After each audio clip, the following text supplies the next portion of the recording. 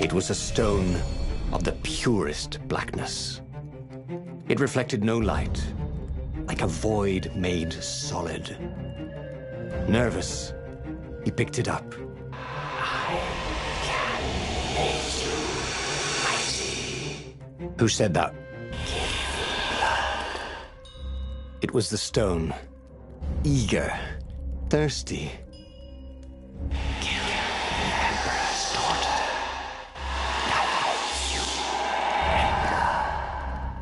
That seemed tempting and terribly wrong. Zenobia was the Emperor's greatest general and a potent witch. But they had been close once. And he had a sneaking suspicion the gem would try to control him. Why not capture the core of Skyripper instead? It was the eye of a lost god torn out by the transcendent Emperor to power his greatest weapon. Not the core, said the stone anxiously. But even though Renato knew how evil the gem was, he had a clever plan for dealing with it. The stone bothered him. He hated being told what to do. Wasn't that why he joined the rebellion? Wasn't that why he'd refused to be a soldier? He'd agreed to come on board only if he could freelance. The stone felt a bit clingy, and he had a feeling it did not have his best interests at heart. The sage Calaveras had told him where to find the Skyripper, a weapon capable of challenging the gods. Even without its armature, the core would still possess great power. He would go there.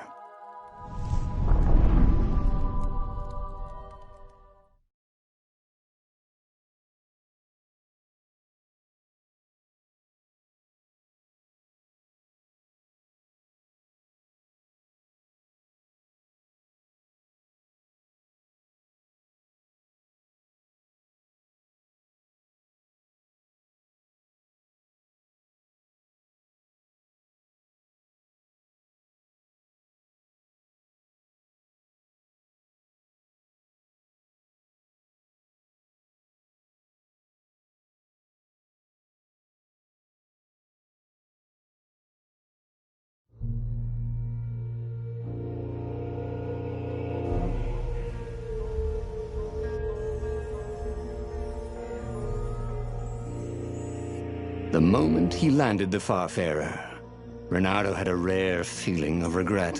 It's not too late, he thought. He could turn around and sail for Zenobia's island. He frowned. Wait a minute. He didn't want to kill Zenobia, did he?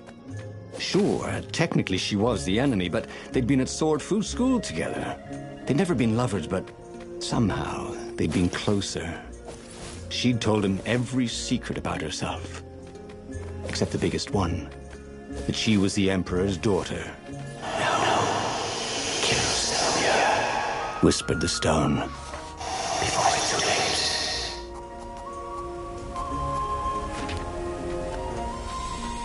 late. Ooh, a workbench. Did he have any jewels he hadn't tried out? He had.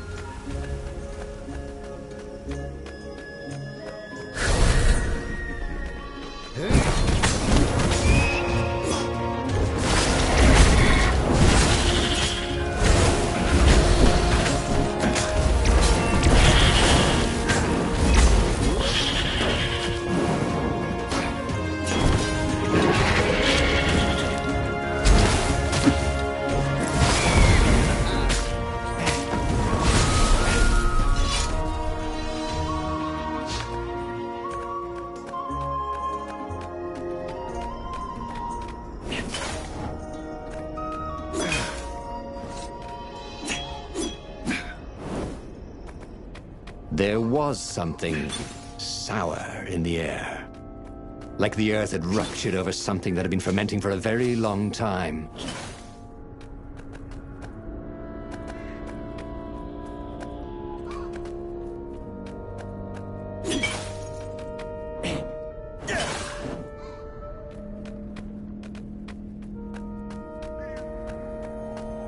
Once you try it, you're hooked.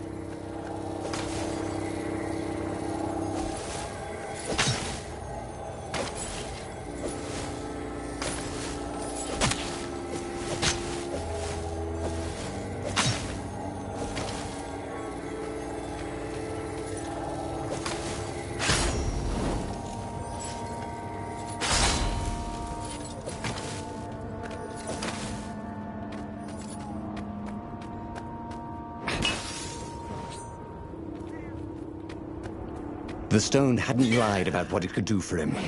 With each raven he cut down, he felt a jolt of power flowing into his arm. "You're weak," whispered the stone. "The core will kill you." "Are you afraid of it?" "No, don't be ridiculous," it chuckled. But it's unstable. It will poison you so much as to carry it, and if you try to use it, it will explode catastrophically. Reynardo did not trust rocks that talked in his head. He went onwards.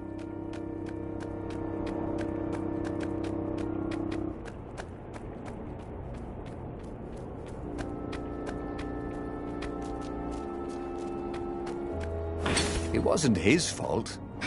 They looked so breakable.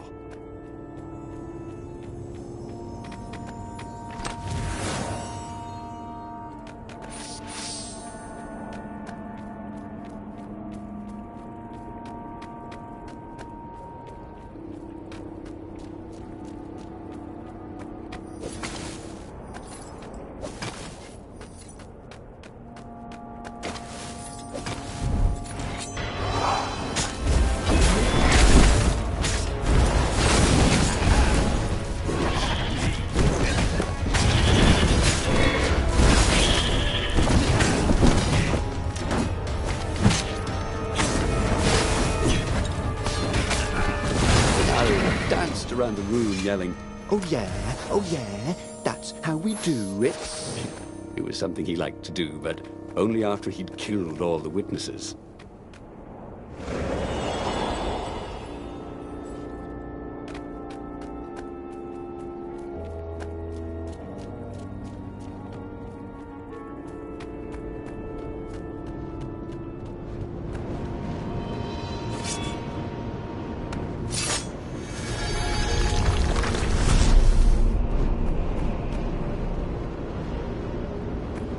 Of course there was a puzzle. You couldn't expect the Transcendent Emperor to bury a god's eye in a leather sack where anyone could pick it up.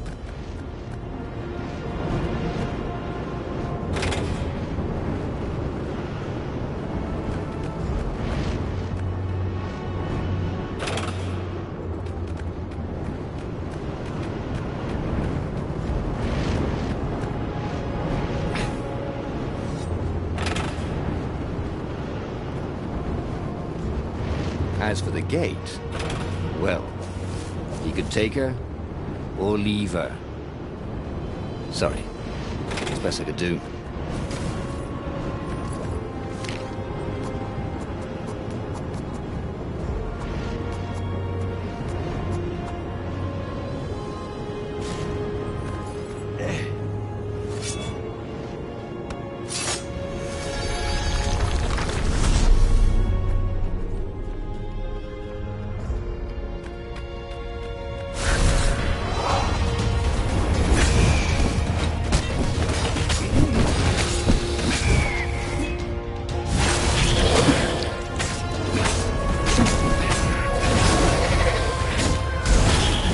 Cowardly warlocks. Why wouldn't they come close where he could kill them?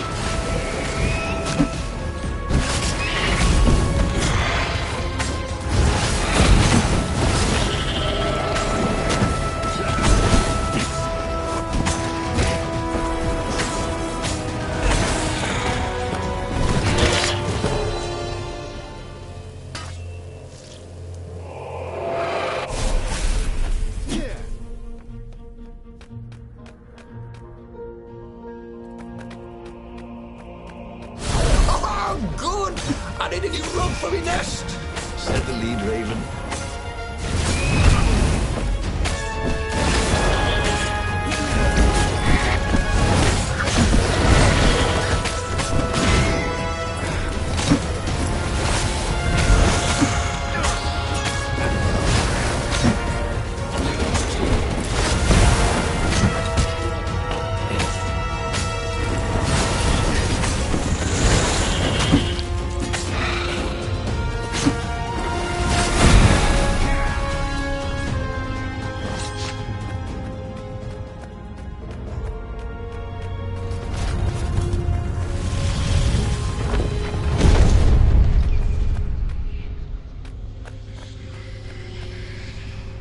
As he approached the core, the stone became hysterical. No!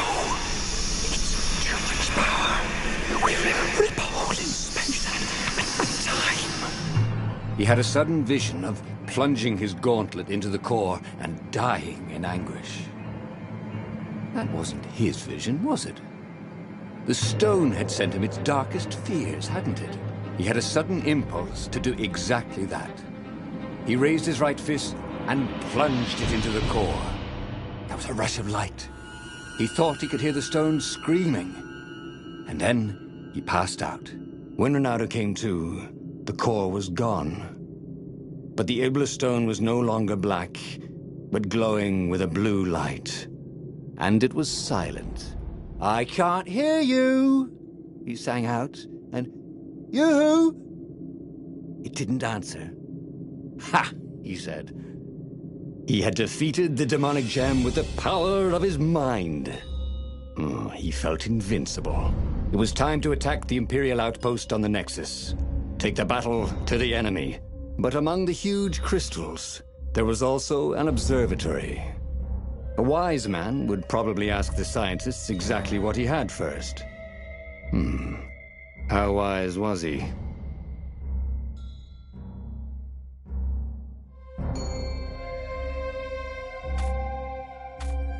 As the Farfarer made its way toward the Nexus, Bernardo watched sparks fly out of the core.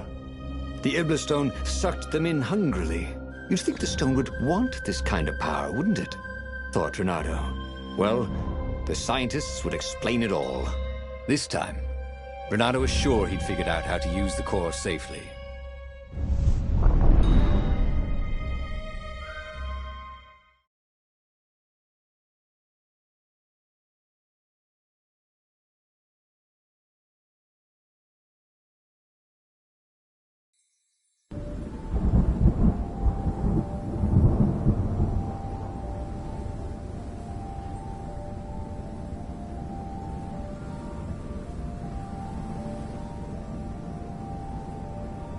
See? He'd trusted his gut, and it had worked out. That's what it meant to be a hero. To ignore the naysayers and the odd-makers, and do what you knew was right, and have it turn out to be the right thing. Well, he wasn't worried. Once he got to the observatory, the scientist toads could explain it. Then he could carry the war into the enemy's camp and destroy them all. Oh dear, he was getting a little bloodthirsty, wasn't he?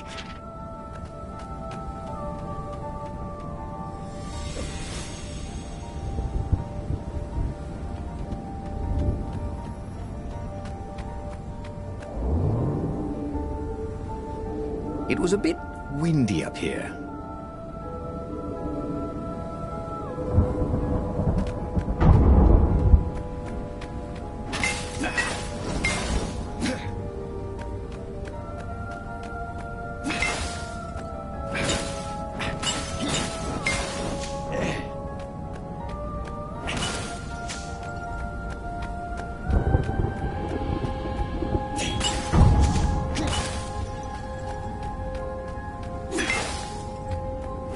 He was practically sure he'd find something useful in one of these things.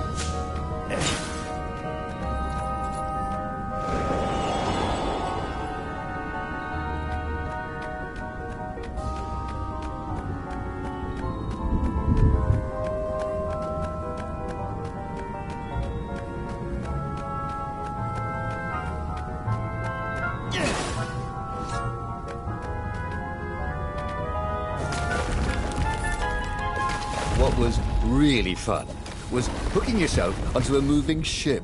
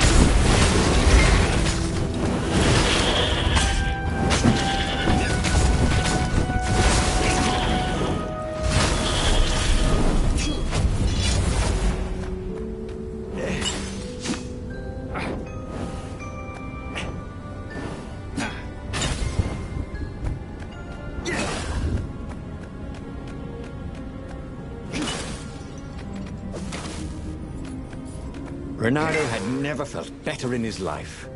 Normally, a battle would wear him down and he would need a night's sleep. Now he felt like he could go all night and all day. He felt like people were cheering him on, and he could practically hear their applause as he slew one raven after another.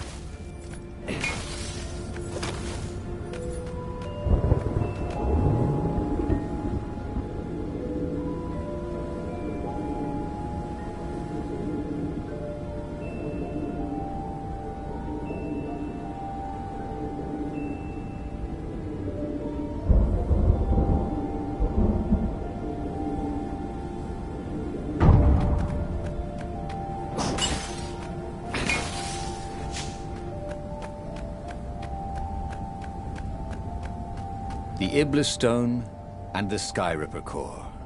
Two artifacts from the time of legends. Renato was becoming a legendary hero, wasn't he? He had enough power to save the rebellion, but he had to understand this power, so he would not misuse it.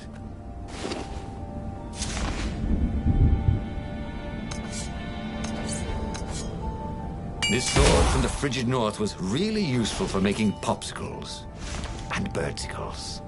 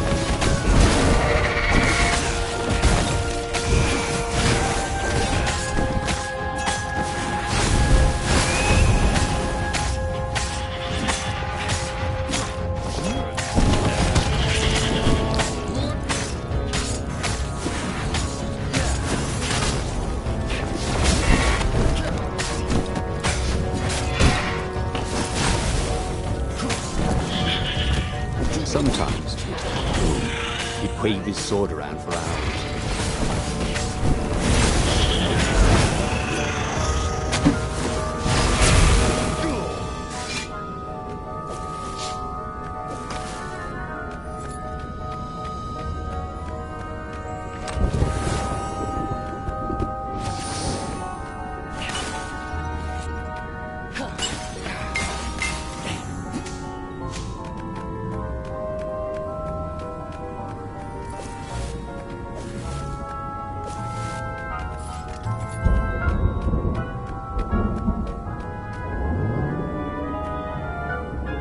Imagine getting a horse up in one of these things.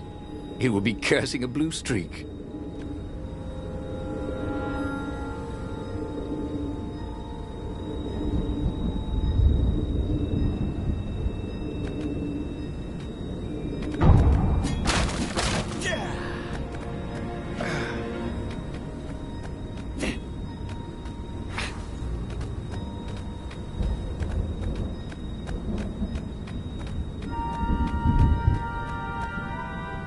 The toads at the observatory measured the stone with their occult devices. I fed it the core of Skyripper, explained Renato. No more feeding blood and souls. But the core is not an unlimited energy source, said one toad. Another said, There's a feedback loop, you see, which could overload the stone. Yeah, the stone doesn't actually feed on souls, claimed a third. but on pain of killing another sentient being. If you can truly be at peace with yourself, it would not overload. This was all very confusing. At peace? Yes, the mountains were peaceful and quiet, but he now had the power to turn the tides. He should report to the Rebellion Council and prepare for the decisive battle. The one thing he understood from all the toad arguments, maybe the stone did not feed on blood or souls or rage. It fed on empathy. It fed on the pain he felt when he put an end to another being's existence. Even if that other being was a raven intent on killing him, if he could find peace, then he could use the power of the Ibla stone without being taken over by its evil. Yes, that was the way to defeat the Ibla stone. The mountains. He would go to the mountains. He could find peace there.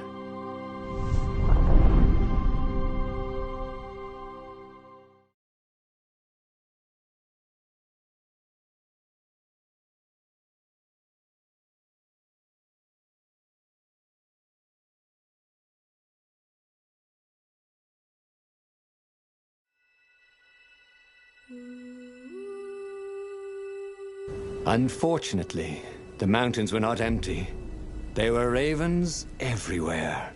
No matter. He had to fight, yes, but he didn't have to be angry. Parry, dodge, slash, and breathe. Yes, focus on the rhythm, the dance of it, not on the blood or the raven's core as they died. Ah, it was working. He wasn't feeling those dark jolts of eldritch energy. He wasn't feeling the Iblis stone.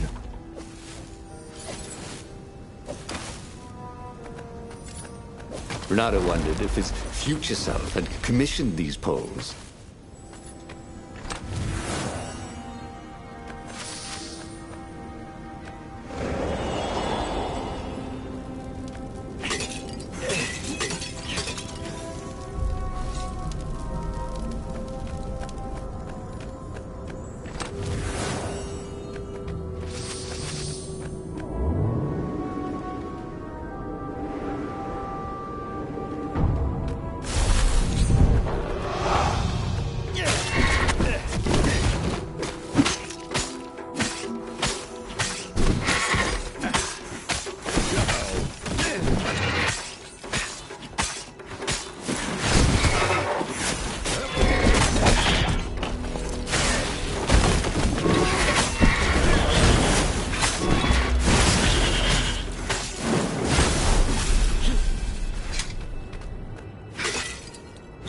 The stone was still silent.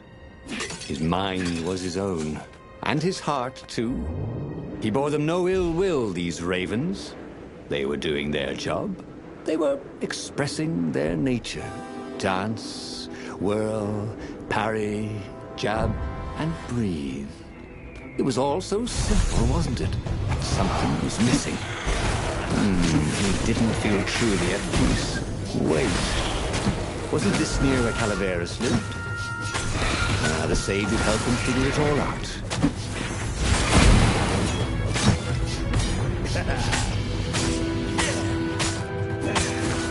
For a moment, Renato wished that somebody had been watching.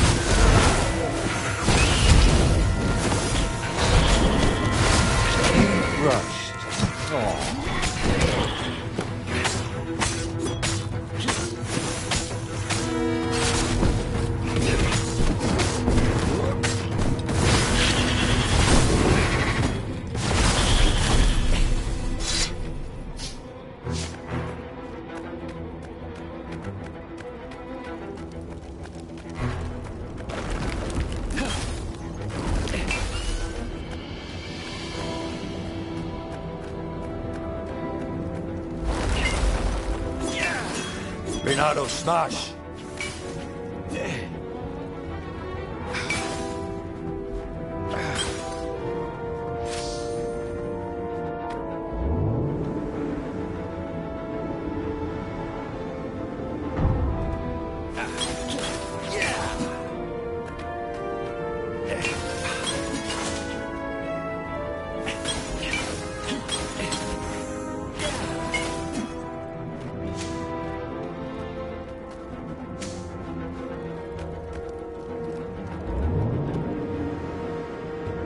A very clever engineer named Elon Muskrat got his start making floating platforms. Not many people knew that.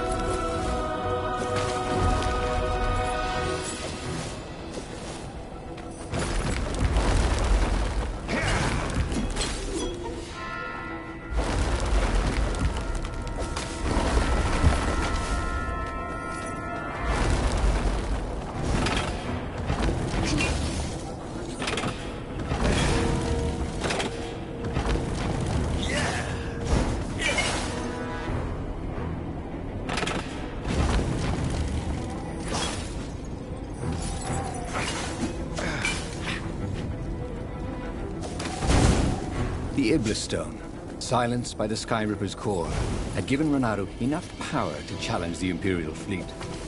But what Renato was seeking was inner peace.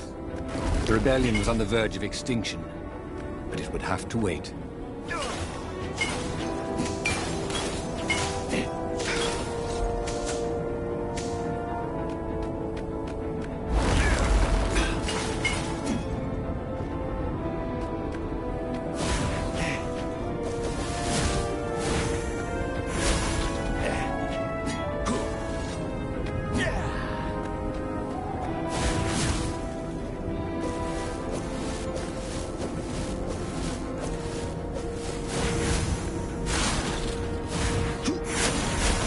Renato checked to make sure his sword was still working. Yep.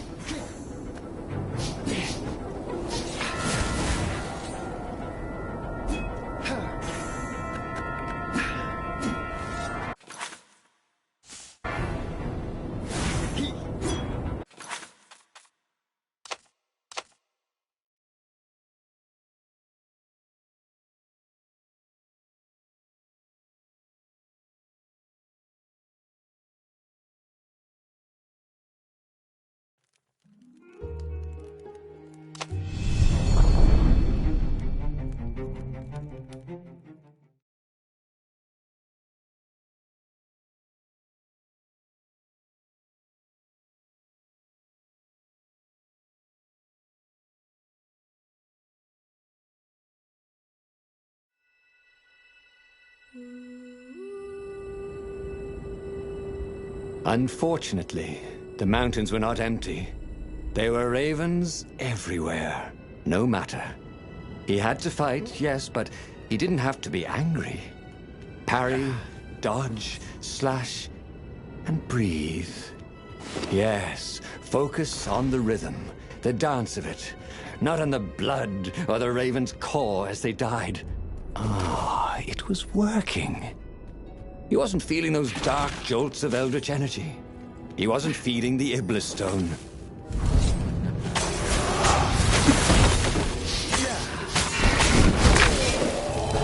Renato did not feel well. In fact, he felt dead.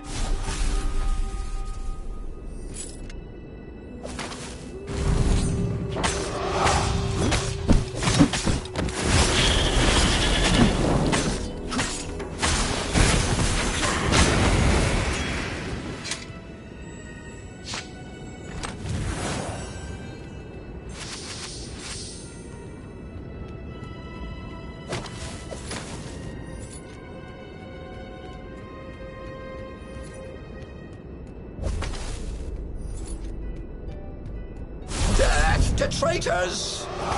Caught the ravens.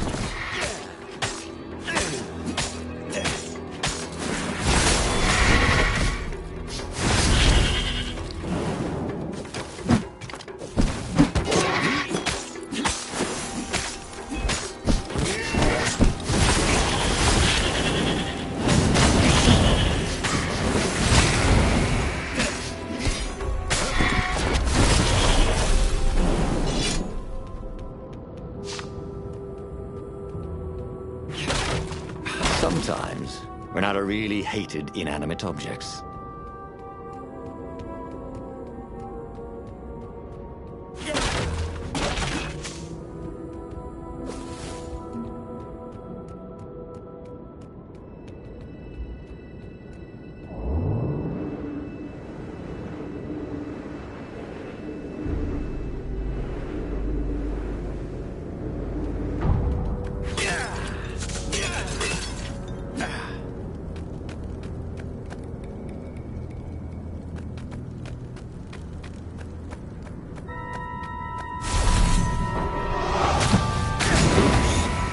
Renato.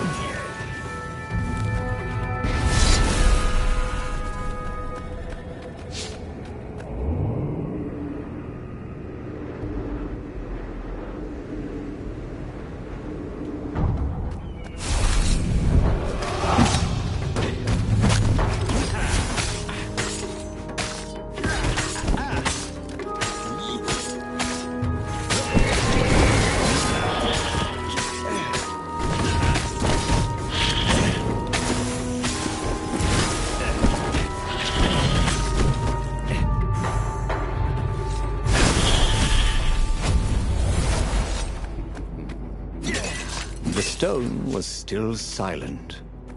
His mind was his own, and his heart, too. He bore them no ill will, these ravens. They were doing their job. They were expressing their nature. Dance, whirl, parry, jab, and breathe. It was all so simple, wasn't it? Something was missing. He didn't feel truly at peace. Wait. Wasn't this near where Calaveras lived? The sage would help him figure it all out.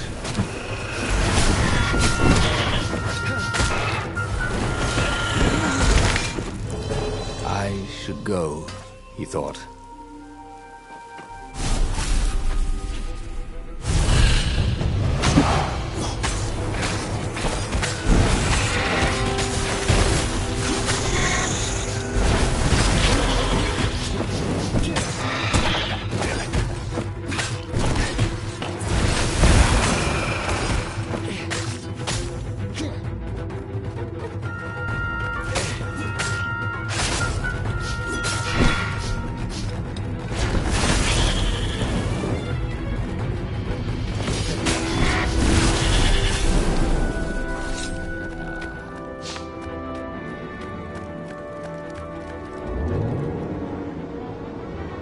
What did you do if one of these platforms stalled?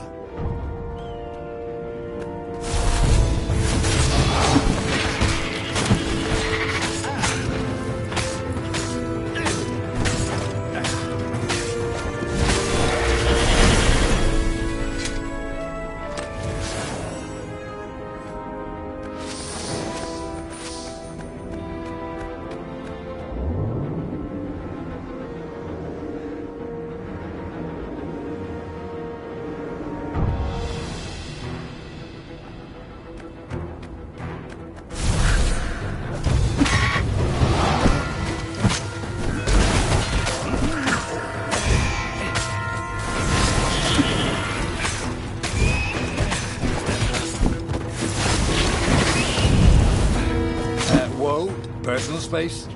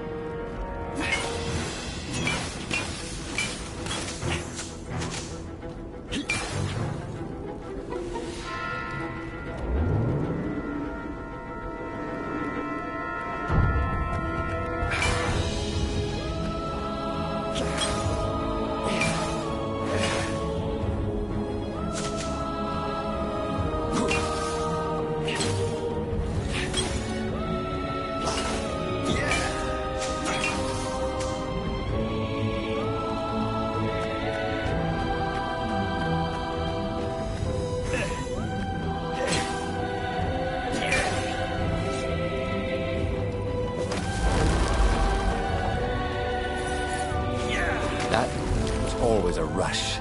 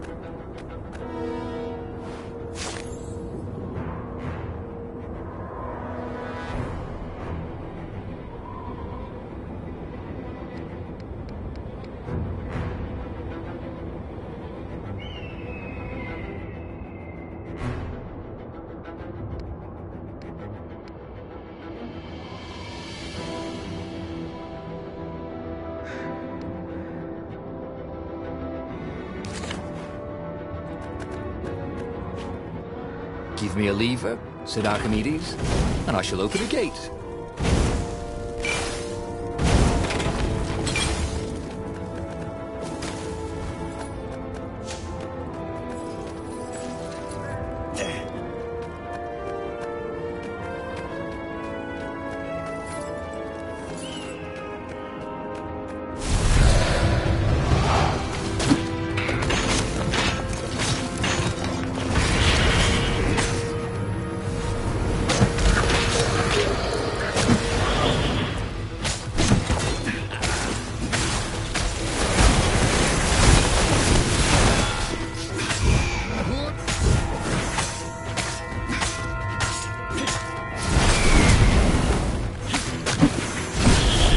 Keep this between us, if you don't mind.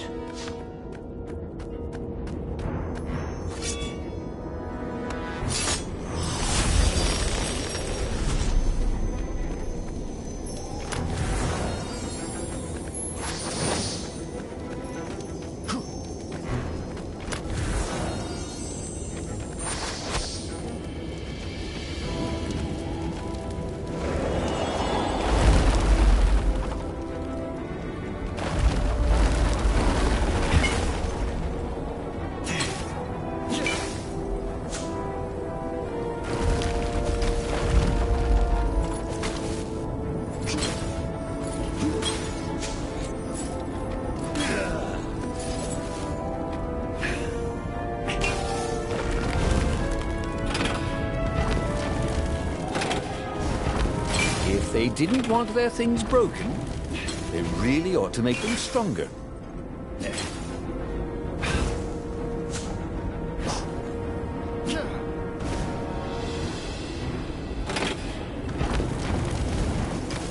The Iblis Stone, silenced by the Skyripper's core, had given Renato enough power to challenge the Imperial fleet. But what Renato was seeking was inner peace. The rebellion was on the verge of extinction, but it would have to wait.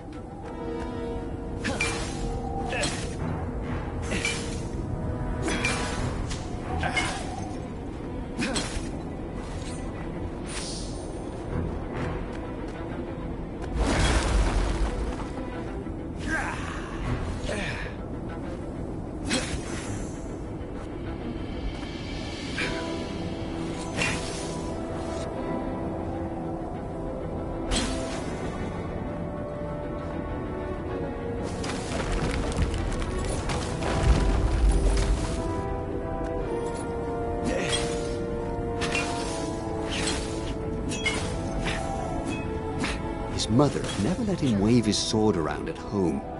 He guessed he was still compensating for that.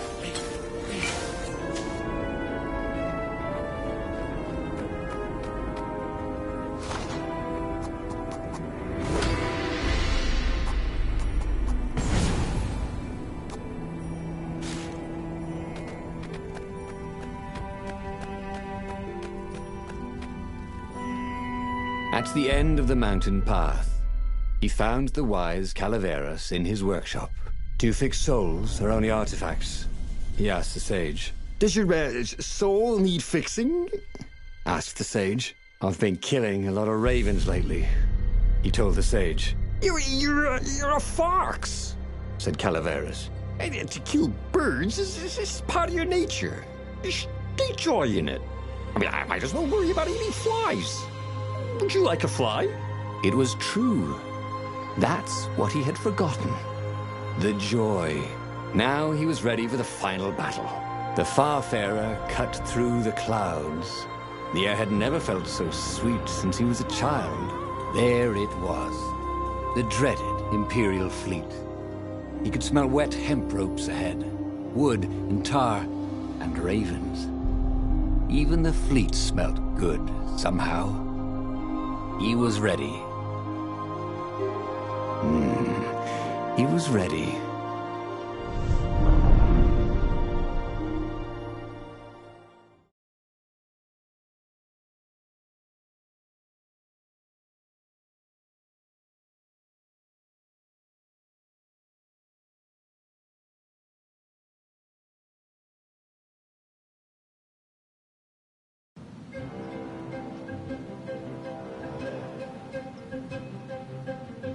Renato had it all squared away in his head. He would kill the Emperor. Isengrim III had begun well, but he had gone mad. He was trying to invoke the lost gods by means of dark, blasphemous rituals. That was a secret. But the victims had spoken to Renato. The ghosts had spoken. No. No anger. Renato could not afford anger. It was empowering the crystal in his sword. That made him stronger, but it clouded his mind. He would not be a hero. A hero strives. Renato would just be one with everything. The Emperor would die, and the wheel would turn, and all would be restored without rancor, without sorrow, without pain.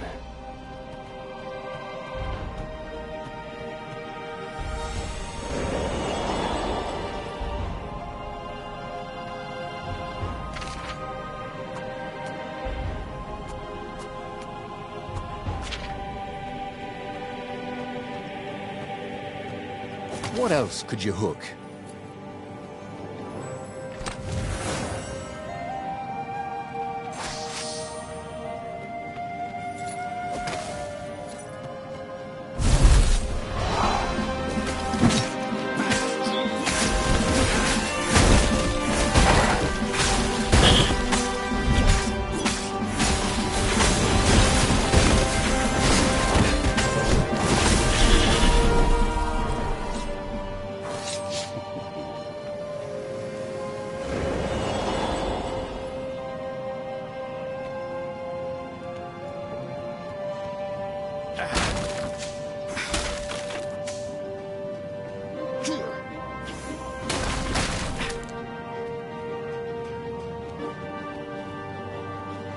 There had to be something useful in these things, didn't there?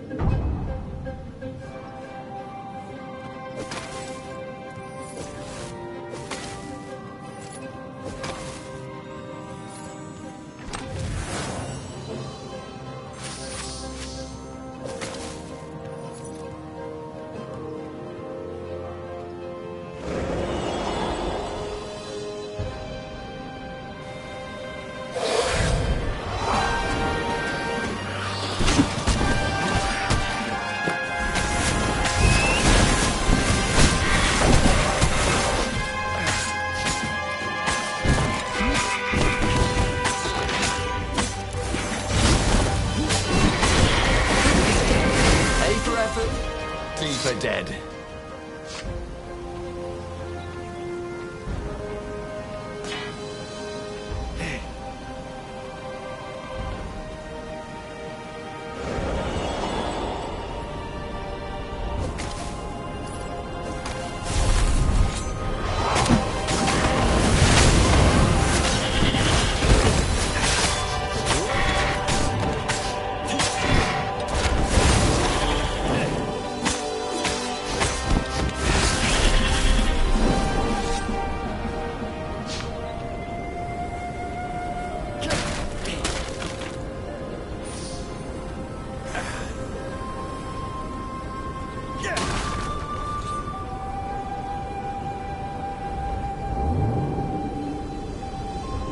There were stickers all over the platform for really hot lady foxes, with pictures and addresses and everything.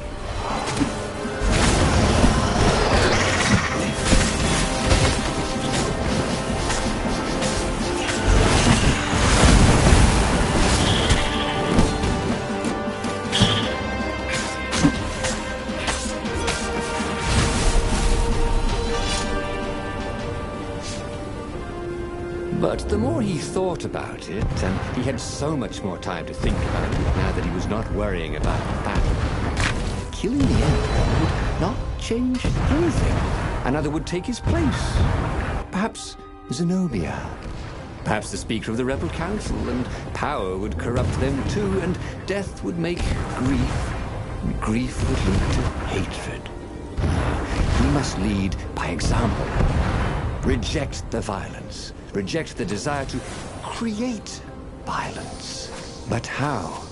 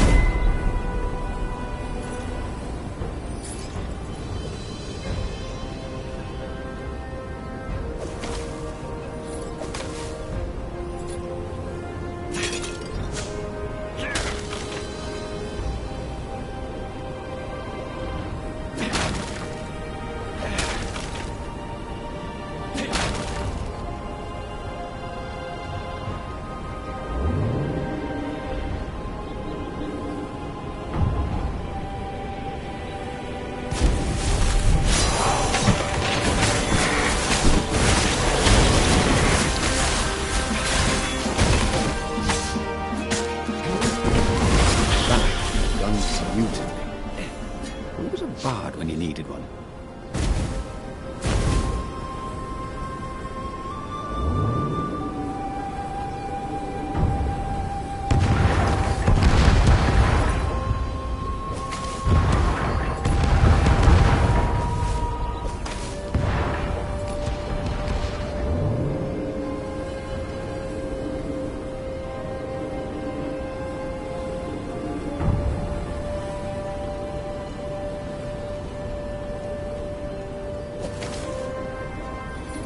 Soon he'd confront the Emperor.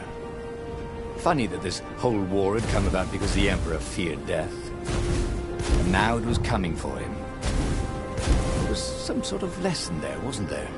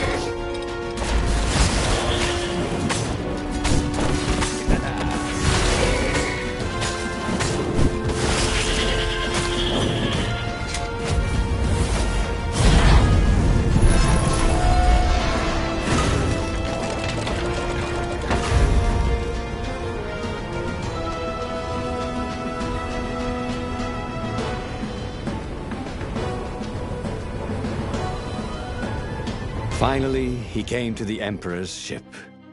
The path behind him was strewn with dead ravens. The path to enlightenment. His mistake, he realized, was trying to change the world. The world would spin and the wheel would revolve whether he strove against it or not. What he had to do was nothing. He had attained enlightenment. He sat down, adopted a full lotus position, and began to meditate. And all around him, the warriors stopped fighting too. They knew. They could feel his enlightenment. They gave up fighting, dropped their weapons, and became his disciples. No, just kidding. The nearest raven stabbed him with a sword and then chopped off his head. I might not have thought this through properly. Thought Renado's head as it rolled around the deck and died. And just like that, he was alive again, and back on the Farfarer, still fleeing burning Ubar. The book was still open before him. So, the book was a portal. It took you to the future when your destinies would branch. He had failed and died 3 times, and he hadn't learned anything new this time. He'd done the same thing twice, yet expected a different outcome.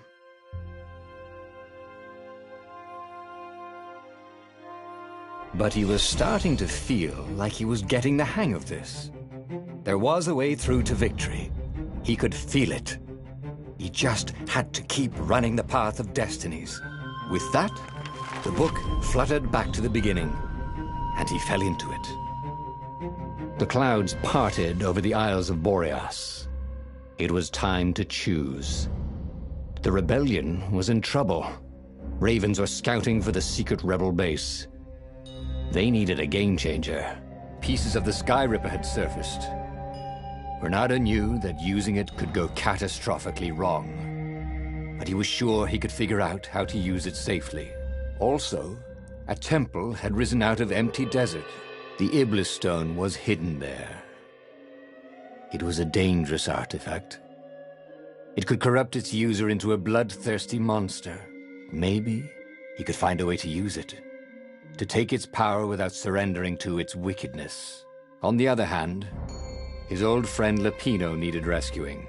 Lapino was no game changer, but could Renado really leave an old friend to the Ravens?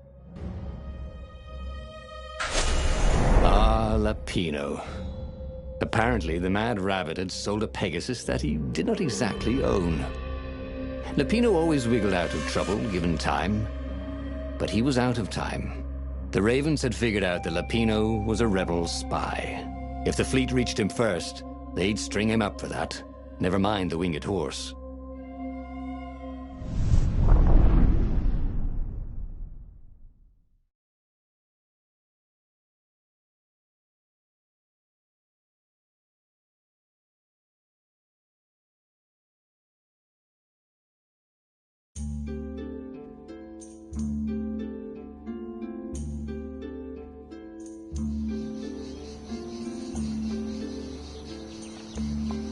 Lapino had apparently managed to confuse the judge by arguing that he hadn't actually stolen the winged horse. He'd only sold it.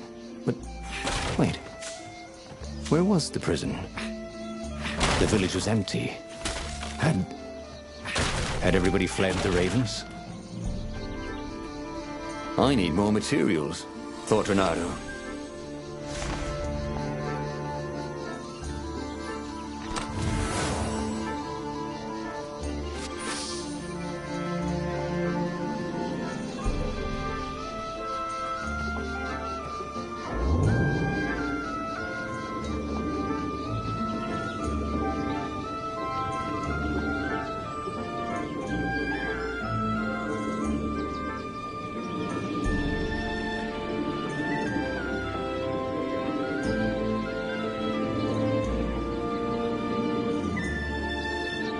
People were frightened these days. Just 2 weeks past, Renado had sneaked through an empty town and listened to the ravens caw about the Emperor's new taste in ritual sacrifice.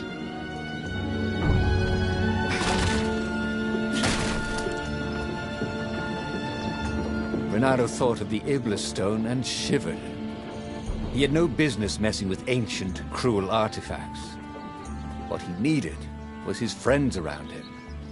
Clear eyes, full hearts, can't lose. That would come in handy in a pinch.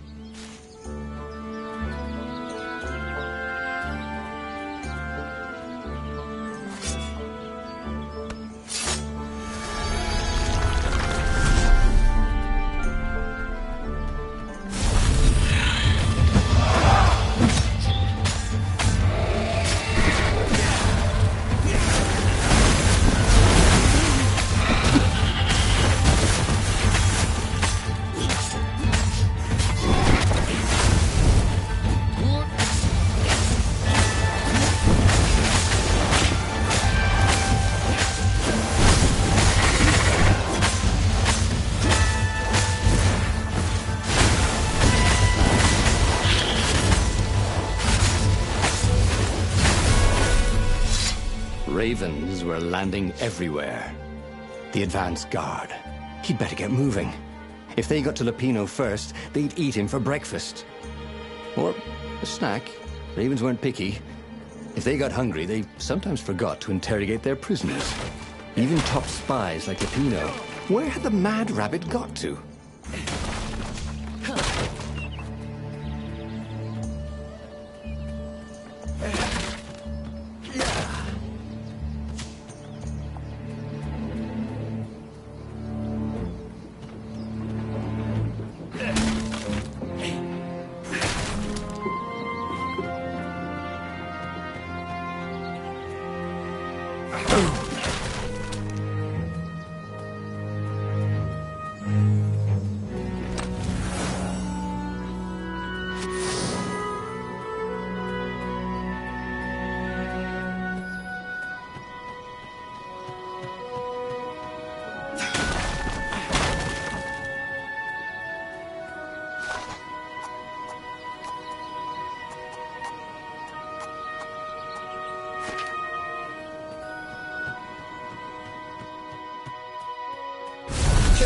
Kill the rebel! Caught one, Raven. Eat the rebel! Caught another.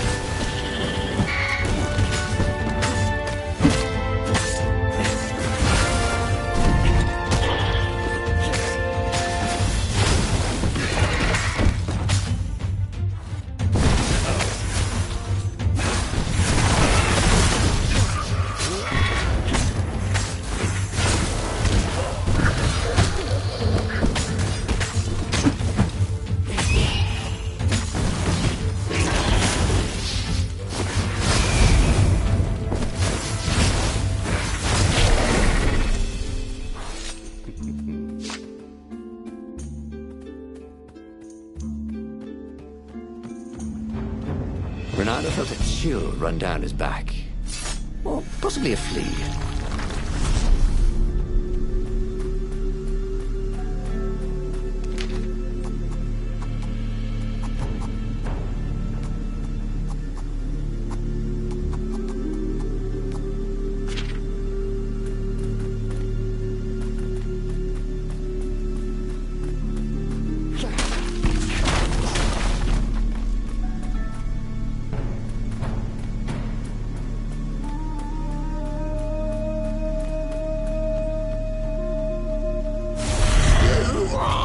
Interrupting story time. Caught the lead, Raven. Now we'll never find out how it ended.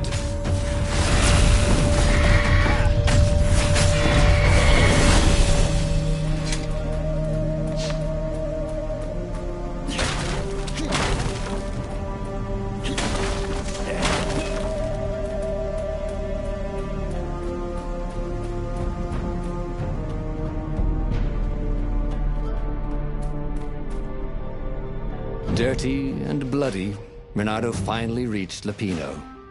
The rabbit was practicing his shuffle. Renato recognized the cards. It was Lapino's favorite deck.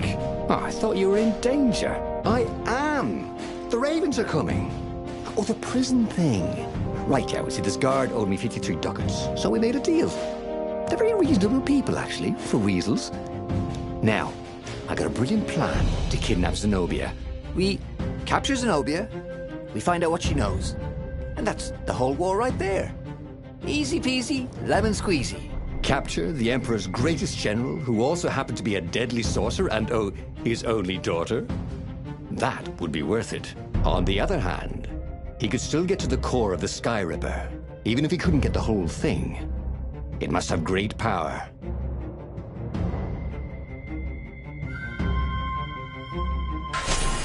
Zenobia wasn't just the Emperor's daughter, of course. She'd been Renato's best friend in Sword Fu school. And you're still mad for her, the rabbit reminded him. They'd been close. She'd told him things no one else knew. But she'd never told him who she really was. She knows all the Emperor's plans, chuckled the master spy. She won't give them up easily. She'll tell the interrogators, all right, said Lapino. Taking her would change the game, all right.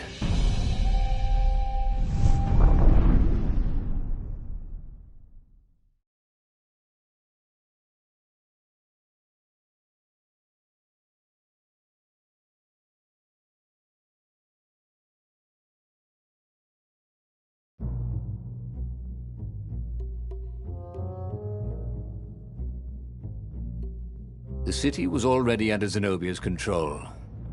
I had to admire her efficiency. Renato shivered at the thought of Zenobia at the mercy of the interrogators. Could he really turn her over to them? But this was war. It wasn't meant to be pretty.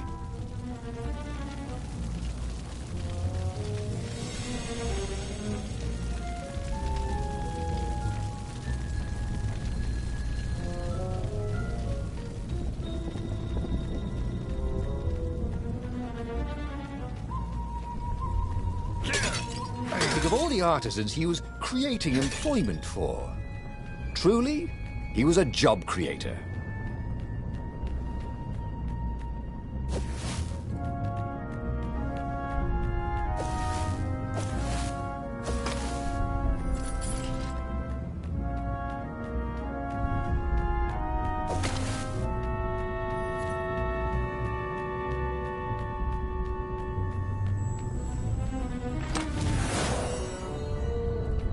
Renato had a lot of crafting materials. Now all he needed was a crafting bench.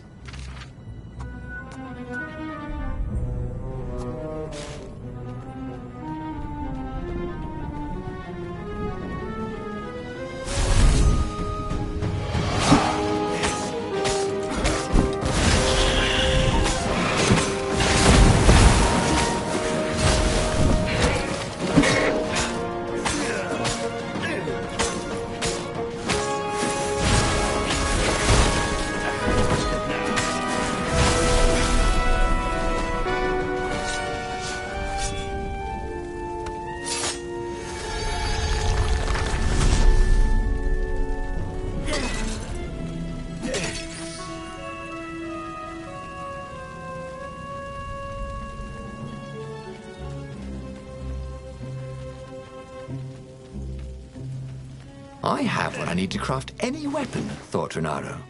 As long as it's a sword.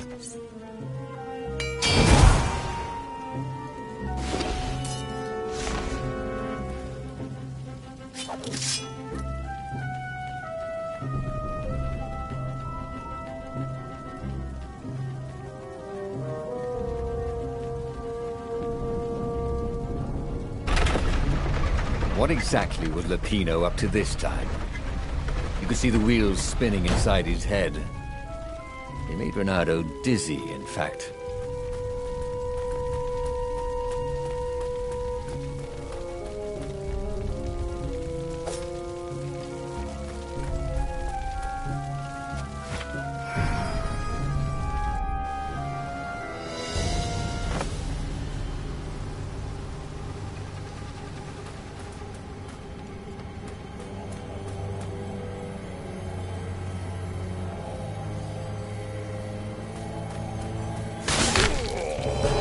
Rosebud, he said to no one in particular as he died.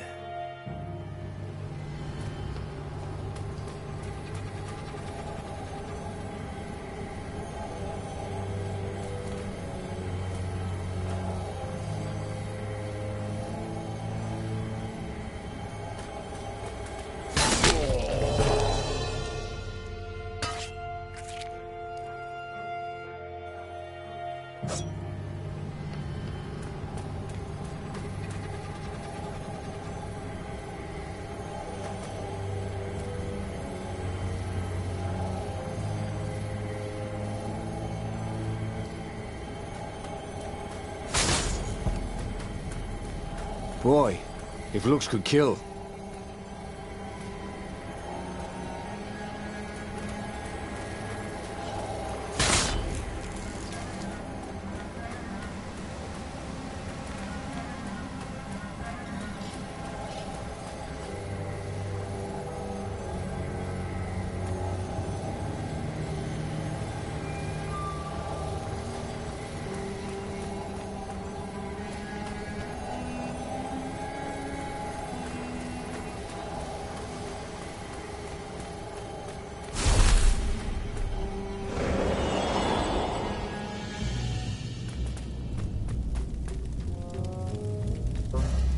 So, what's this plan of yours?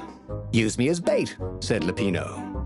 And he outlined a slightly complicated plan that involved geese, Annette setting the Farfarer a little bit on fire, Lapino dressing as an old blind toad, and Reynardo hiding inside a monstrous watermelon. What could possibly go wrong? Thought Reynardo.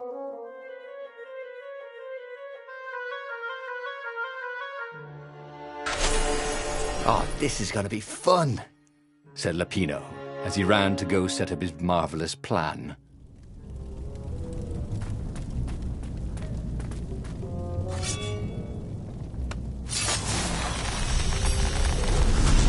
Maybe I should follow my nose, thought Reynardo.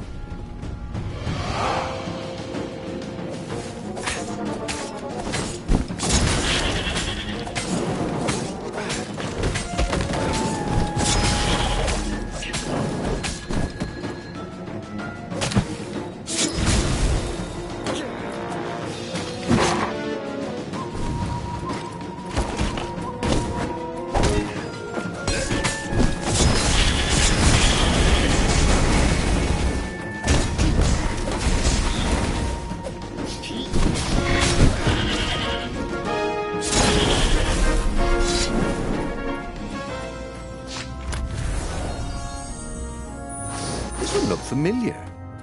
Had he lost this one in a card game? Welcome back, he thought.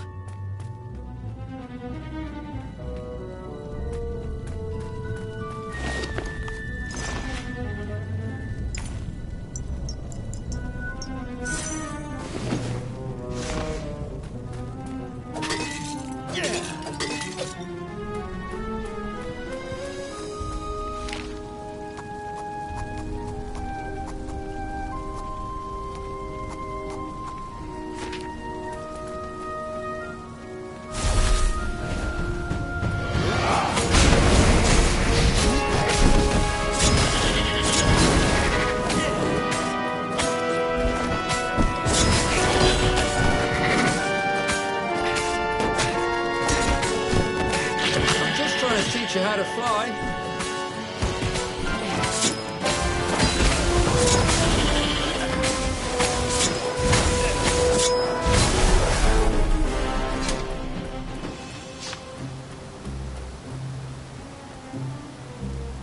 Reynardo felt dubious about the whole plan.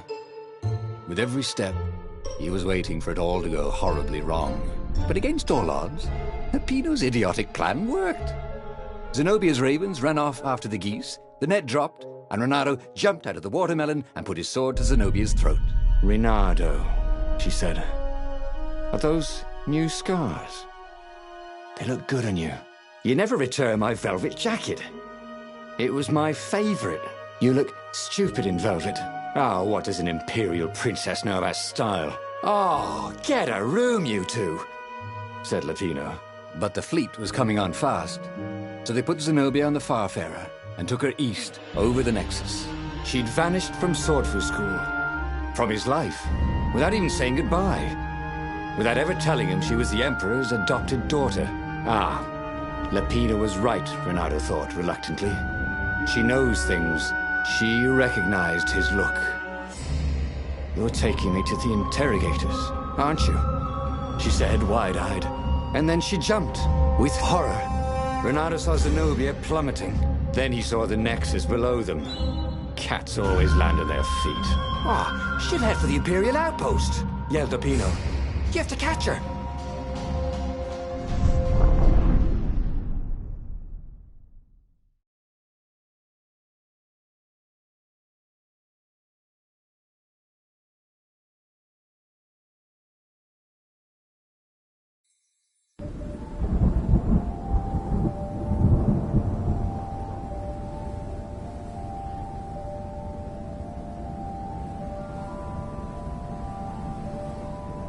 Cats can run faster, but foxes can run longer.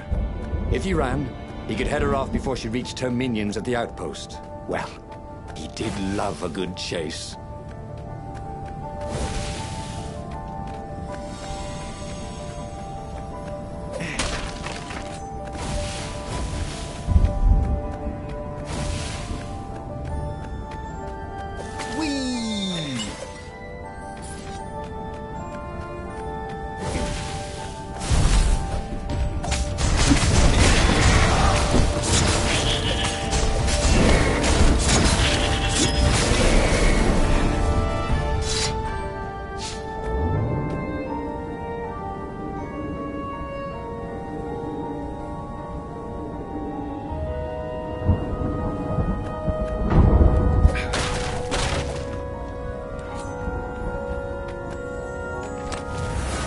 on this chest, there were woodcuts of amazingly beautiful vixens wearing no clothes at all. And something more useful.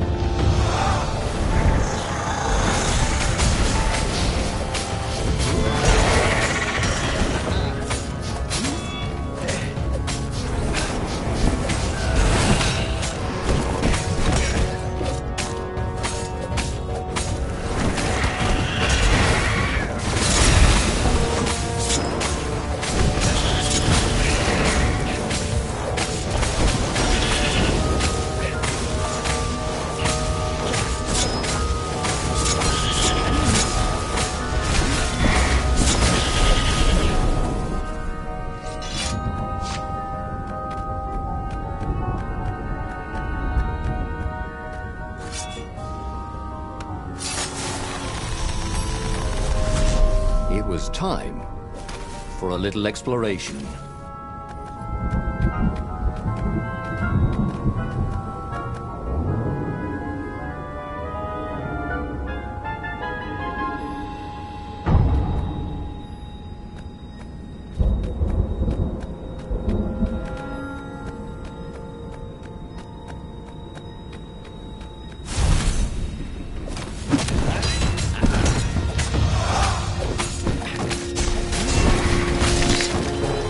Renato was dead tired.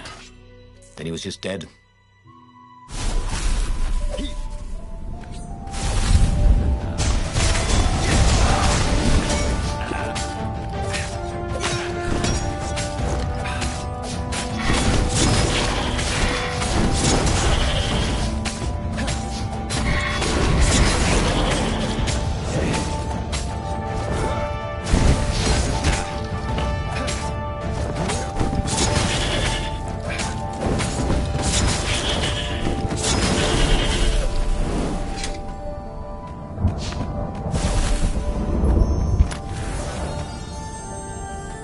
Renato remembered when he'd first stolen one of these. Good times.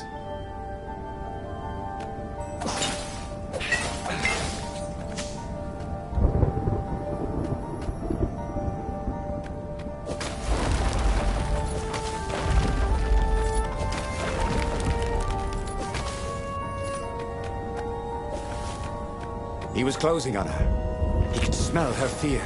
He tried not to think about the interrogators at the secret base. What they'd do to her. Maybe it didn't have to end that way.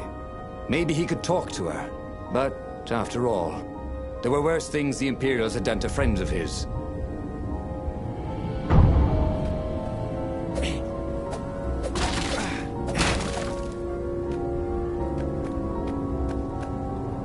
Where was a workbench when you needed one? Oh. Never mind.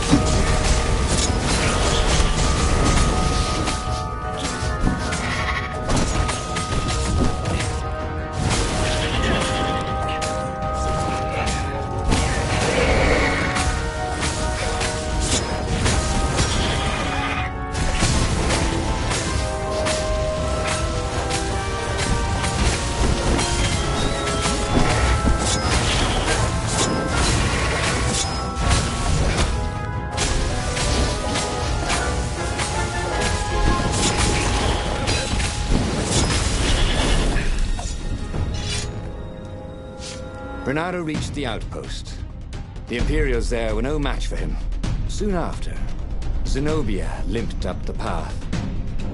When she realized he was already in front of her, She didn't even try to run. Oh, you left without saying goodbye. Again, he said, "Please. I'm enjoying this a little too much," she said, shaken.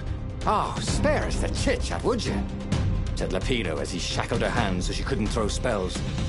"She knows all his plans." All the way back to the Farfarer, Lapino nagged Renato about how the interrogators would pry all the intel out of Zenobia. How that would turn the tides in the imminent battle. All they had to do was take her to the rebels' secret base. Renato didn't like to think about what the interrogators would do to her. Couldn't he just talk to her? As they pulled away from the Nexus, Renato could see the fear in Zenobia's eyes. "I can't take her to those creatures at the base," he whispered to Lapino. "Ah, you've gone soft. Soft in the head. We captured her for what she knows. I'll take her to the mountains. Tell all the horrible things the Emperor's done. Yeah, believe me, she'll turn." And he turned the wheel. "The hell you will!" shouted Lapino, and he grabbed the wheel back from him. The two of them wrestled for control of the ship. It shot off like a mad sparrow. Suddenly, Renato was falling.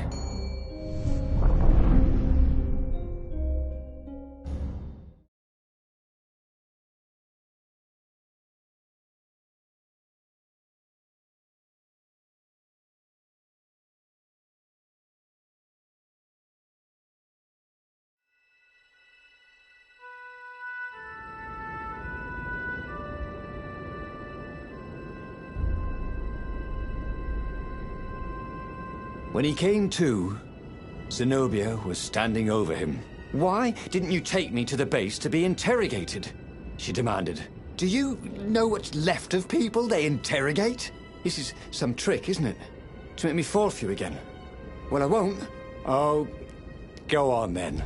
Scurry back to your ravens. I can't stop you." But strangely, she didn't.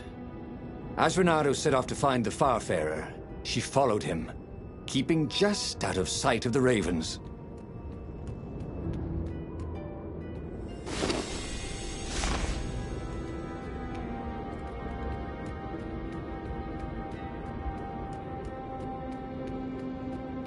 He wished there were more pylons he could use the hook on. They really needed to construct additional pylons.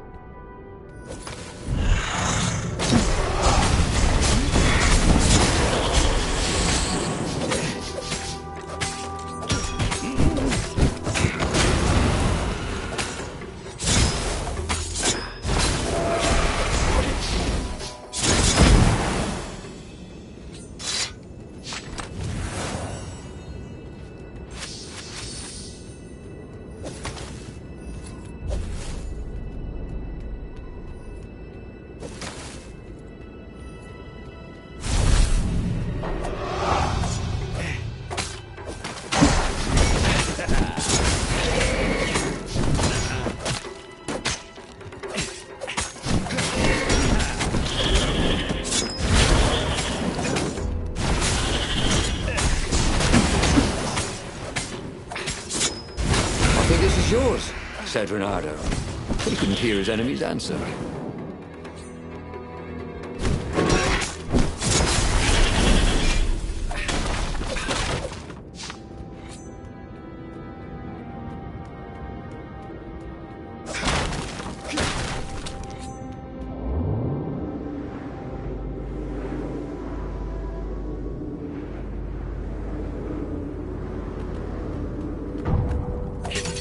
Well, they really needed to redecorate anyway.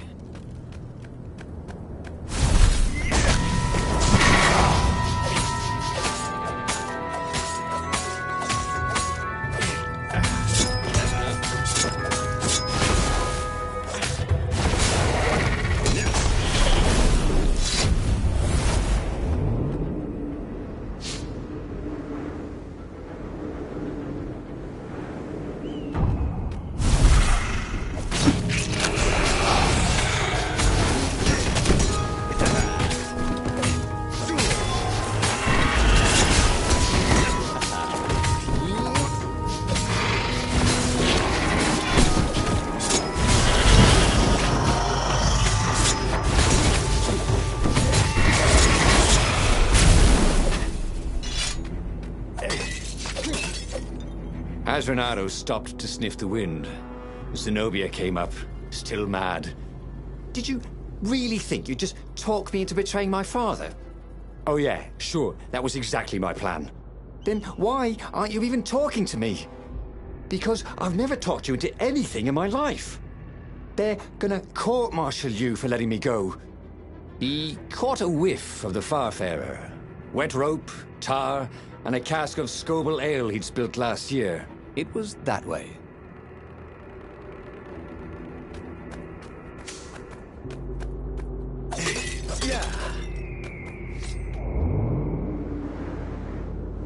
Imagine if you built a house on one of these things. Oh, that would be amazing. It would be like having a boat.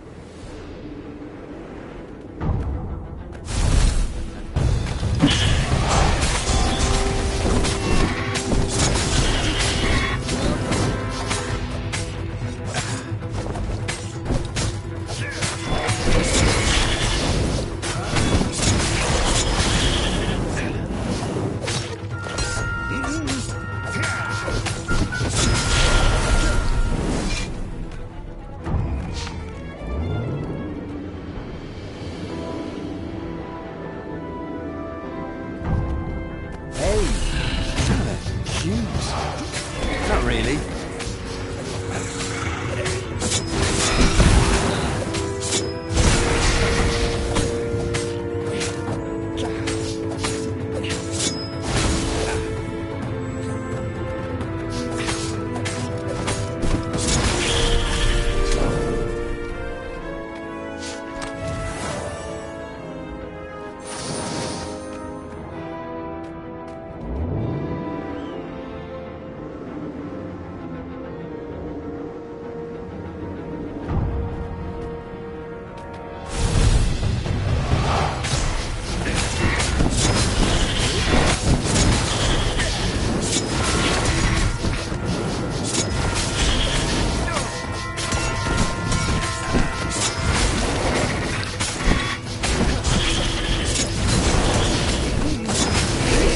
Within your aerobics craze, am I right?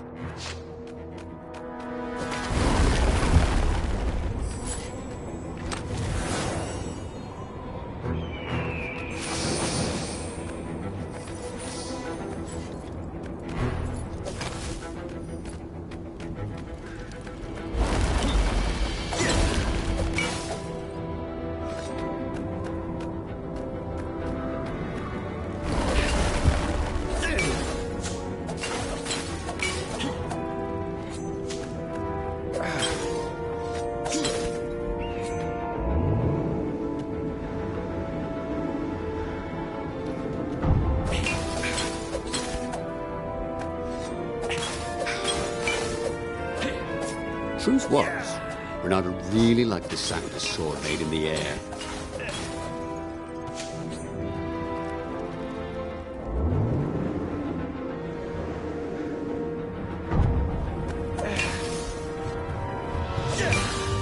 Renato wondered if he should have taken Zenobia to the rebel base for real.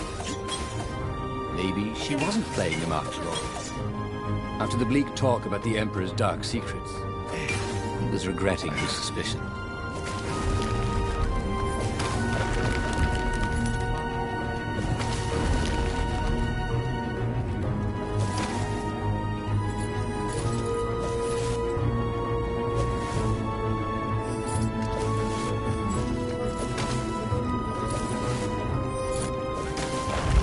He needed some way to break the ice with this wall, so to speak.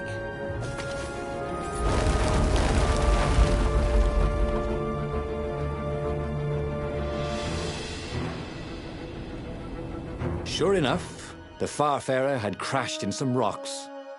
There was no sign of Lapino. Zenobia caught up. All that kid stuff in swordfu school. Look, that's the past. We're adults now. We have duties to other people. We have destinies. What are you talking about? And you are the most arrogant, slow-witted, light-fingered, mercenary, immoral, reckless... Run away with me, said Renato, and he realized he meant it. What? Just like that? She demanded. I will, if you will. So she kissed him. And it was the best kiss he'd ever had. They held hands as they boarded the Farfarer. Renato felt light-hearted, like the winds that were playing the rigging like a balalaika. But Lapino, I need to get back to Lapino, he said, suddenly realizing he could have been captured. A prisoner. He's not. How'd you know? He saw something in her eyes he didn't understand. He fell, didn't he? Into the abyss. She looked away, wouldn't answer. But then a bolt smashed through the Farfarer's keel. The broken ship plummeted out of the clouds.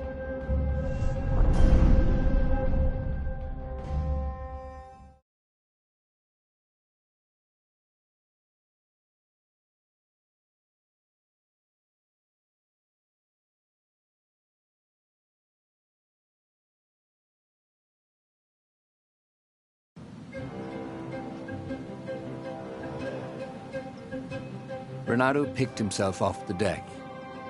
They were alive. We have to get to my private ship, she said. Do you trust me? I guess I must, he said. You go on ahead. Clear the path, she said. I can't kill my own soldiers. He wanted to say that he didn't trust her, that he had no idea what he was getting into. But he had no choice, did he? He was following his heart. That's what it means to be a hero. You had to follow your heart.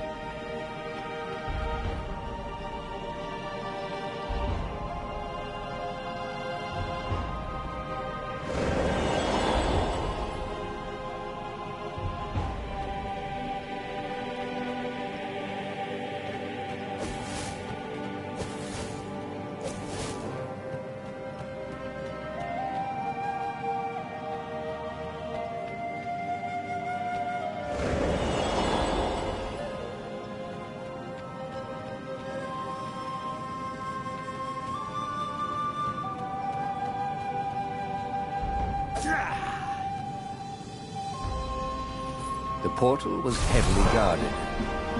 It must go someplace they really didn't want it to go.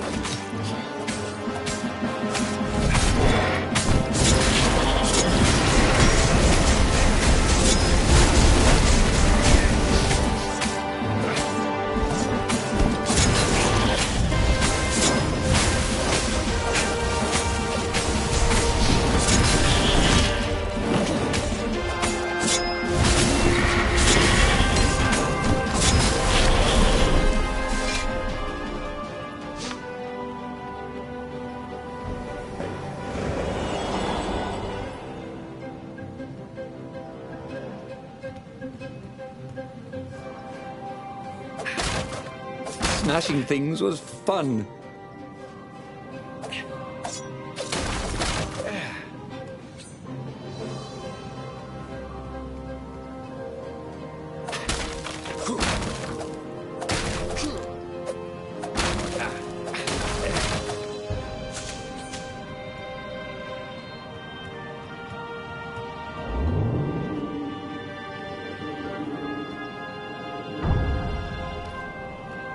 He'd once met a pirate captain. He used hooks to get around his ship. Oh, what was his name again?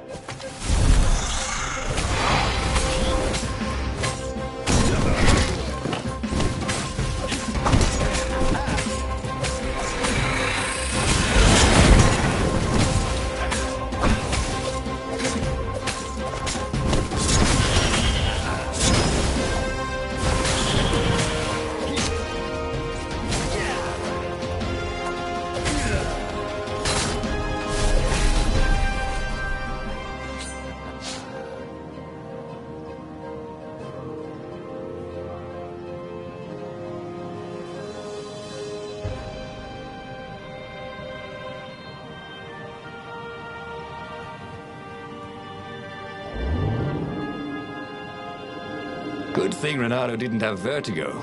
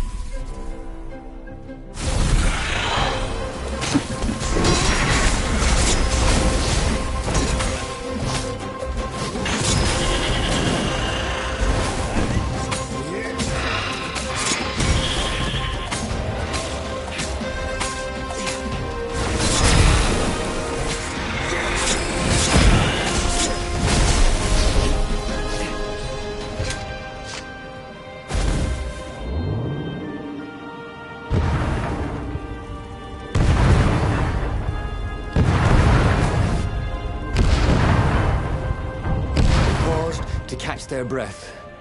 It was strange to be so close to her. What are you thinking? He asked. I'm trying very hard not to think. Me too, he said. Up ahead, he could see the thin silver of Zenobia's personal ship. It looked fast. They would leave all this behind.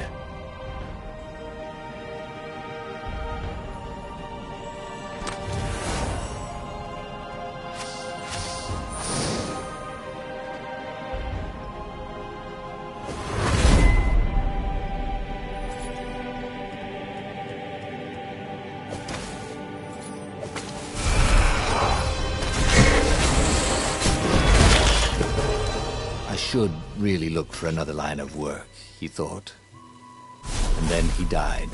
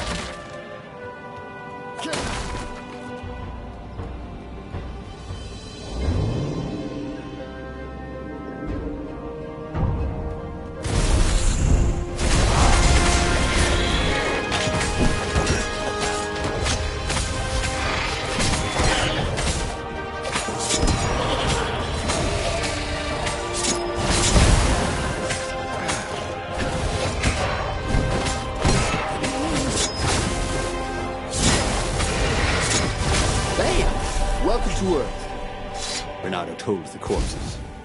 It was something he'd seen in a play once.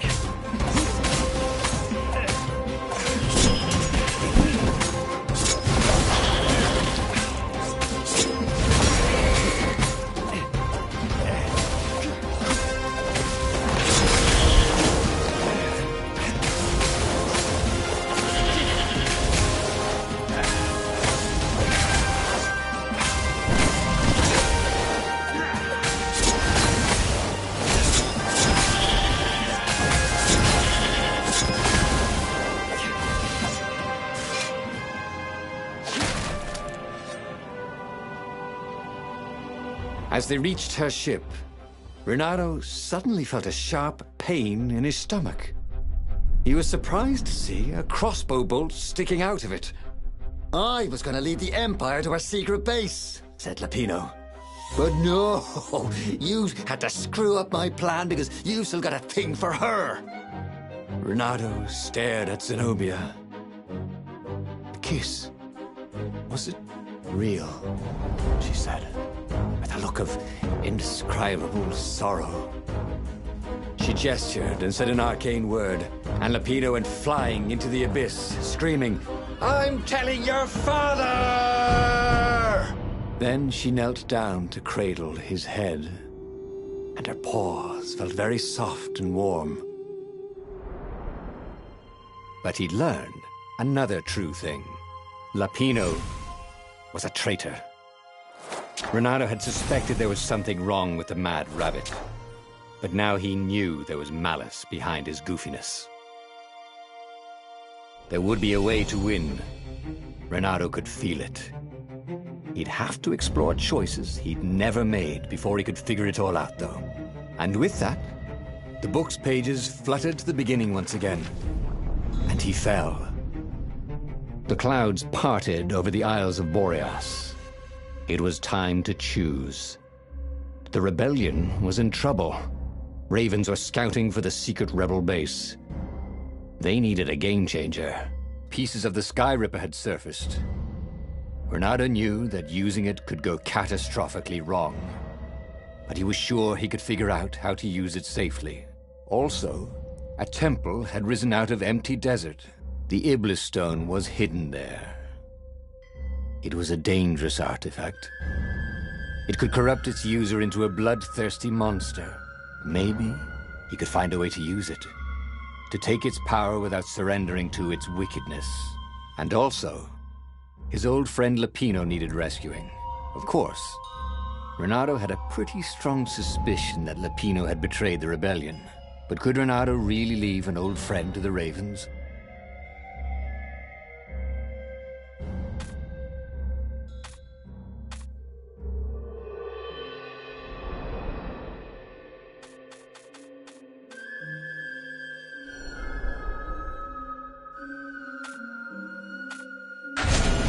Every child knew about the Skyripper. The Transcendent Emperor had buried its pieces deep. And then, this Emperor's horrific sacrifices had brought it back to the surface. Renato wasn't exactly sure how to use the legendary weapon. But surely, there must be some way to do it without provoking another catastrophe. Had he, somehow, summoned the long-lost components of the legendary weapon out of the deep places of the Earth? It was more than Renato could fathom. But if he could find a legendary weapon, he would use it.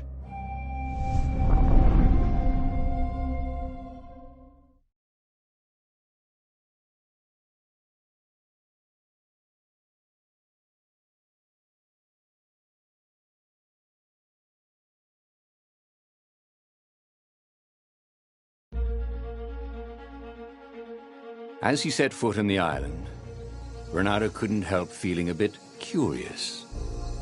Was Lapino still waiting to be rescued? No. He was probably drinking champagne with the ravens. Did ravens drink champagne? Did rabbits? Renato felt oddly thirsty, come to think of it. Why had he chosen the Skyripper? Renato never made plans that required constant vigilance. He was a hero. He didn't think too much. He just went with his gut and hoped it all worked out. The Skyripper was a long shot. He'd have to devote himself to it. No side journeys, no rescuing old friends. That was against his nature. Could he stick with it?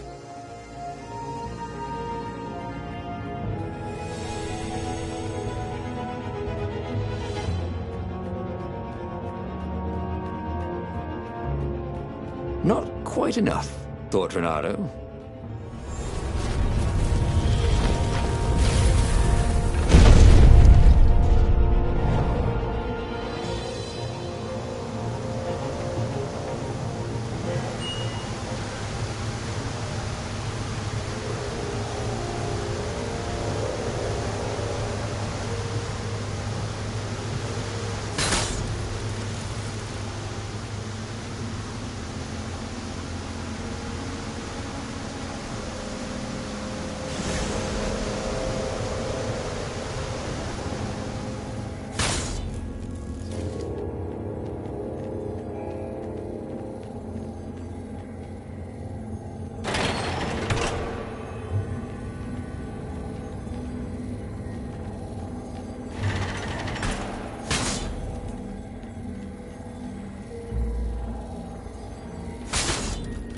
The people who had built this castle, did they even know what monstrous weapon lay hidden within their walls? The Skyripper could destroy anything it touched, or so the legend said. As the Transcendent Emperor had fought the Lost Gods, thousands of thousands had died. But Renato had been through wars. The only merciful war was a short one.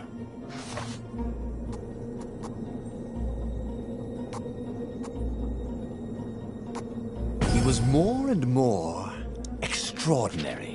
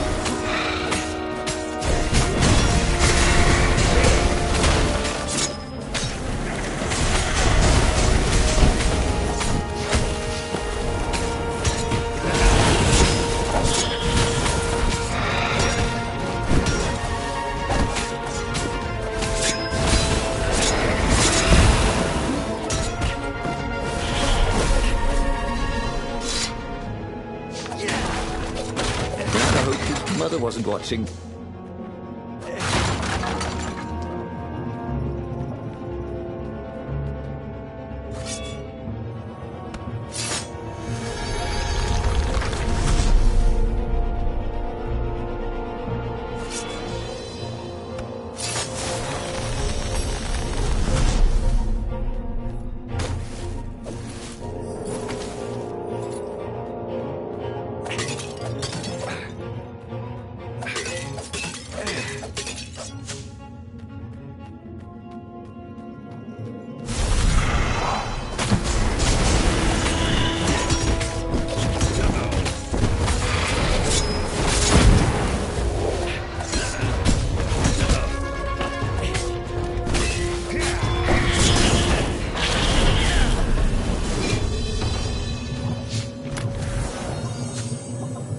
Boy, someone has spent a lot of money for a graduation present.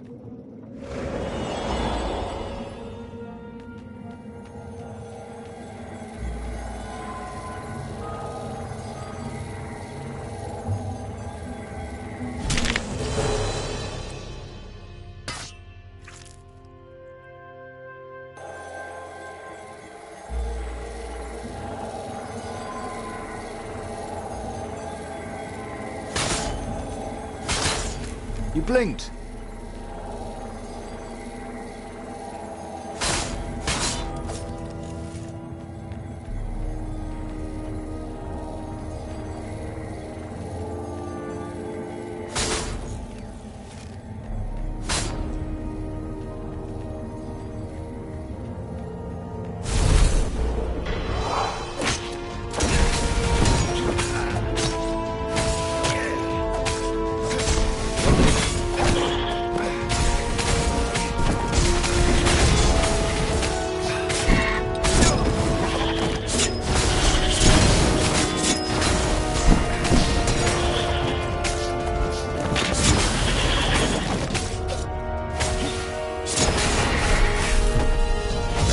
Ready to become faster, stronger, bolder.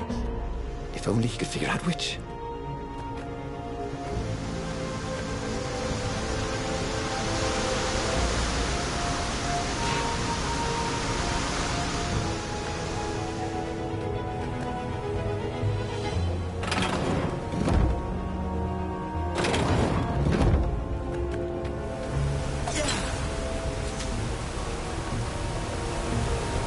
Renato chuckled. It was the same puzzle. He wished he had his friends here, so he could amaze them.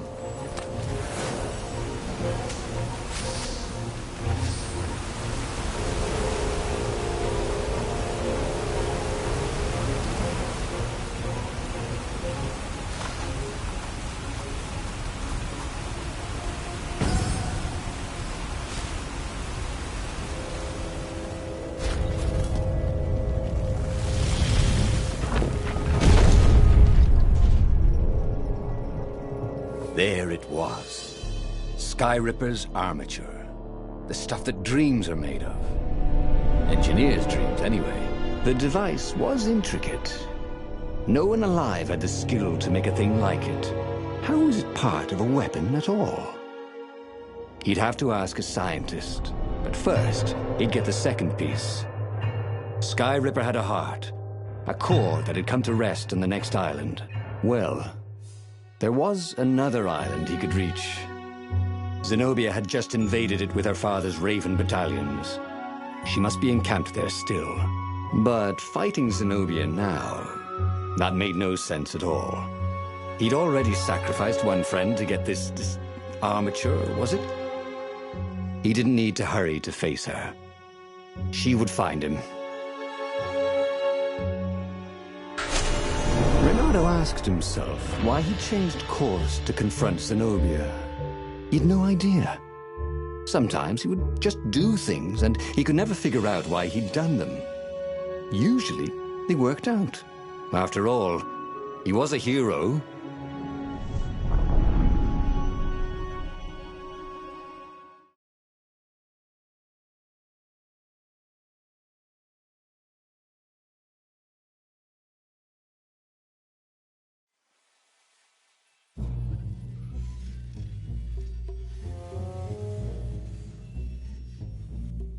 The truth is, though, he wanted to see her, wasn't it?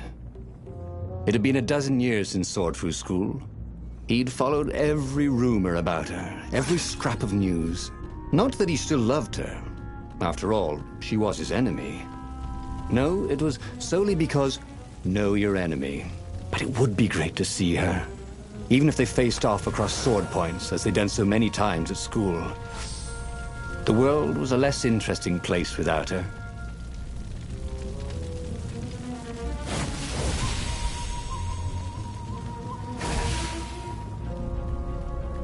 And this is why heroes are called dashing, Renato thought. See? Dashing? Get it?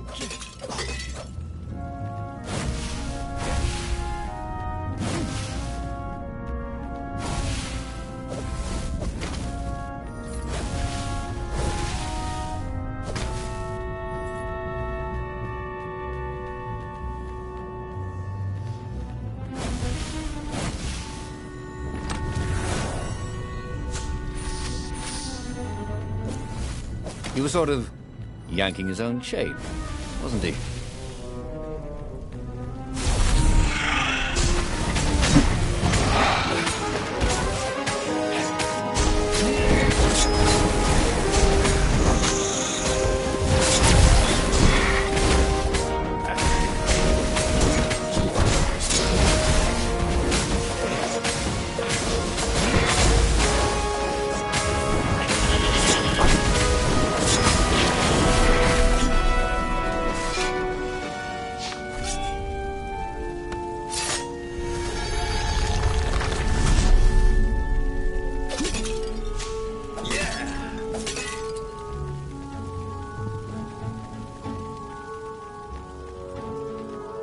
It would be fun to try out that one. And here was a handy workbench.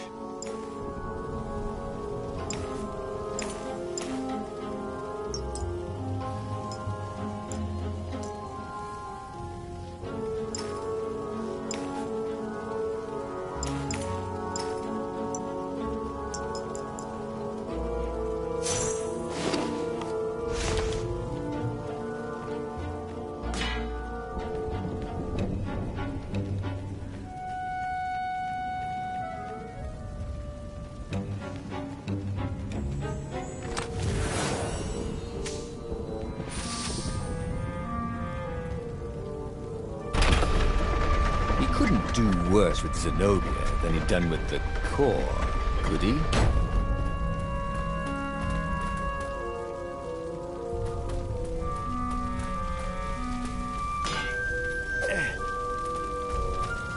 The market. It was going to be full of gogglers, wasn't it? Oh, it would have been so much more fun before the war. When the worst thing that could happen to you was getting fleeced buying a rug.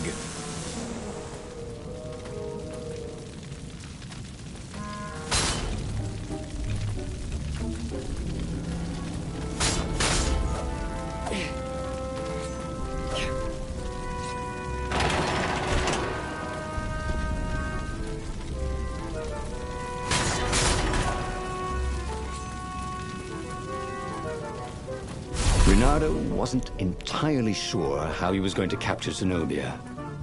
She'd be expecting him. And he didn't have Lapino to cook up a clever plan.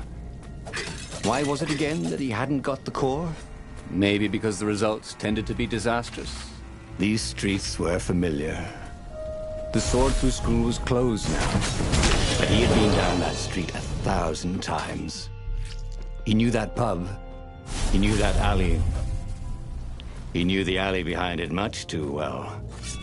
No wonder Zenobia had chosen to invade this island herself. The new pathway made Renato curious.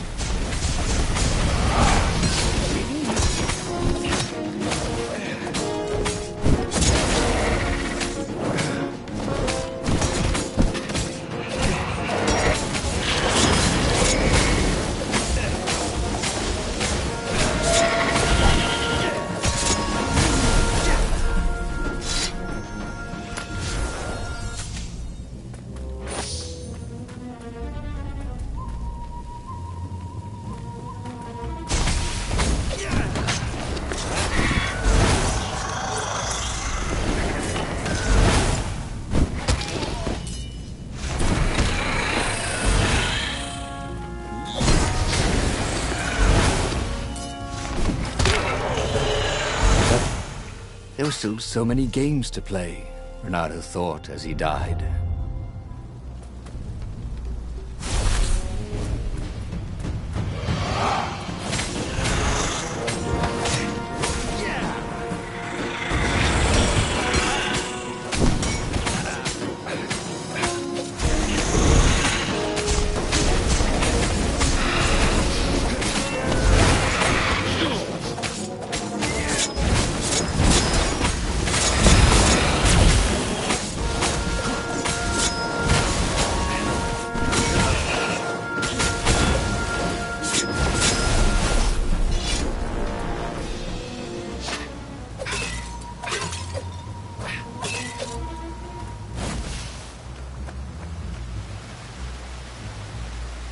Renato slinked through Zenobia's ship, making no sound at all.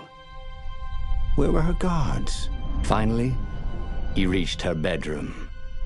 She was curled up on her bed. Oh, he'd forgotten how beautiful she was. How sleek. How soft. He tapped her on the shoulder with his sword. She vanished. And he suddenly noticed he couldn't move except his mouth. In fact, soon he couldn't keep his mouth shut. He told Zenobia everything. Skyripper, the Iblistone, even where the secret rebel base was, until he was hoarse. It was some kind of truth spell. A talky truth spell.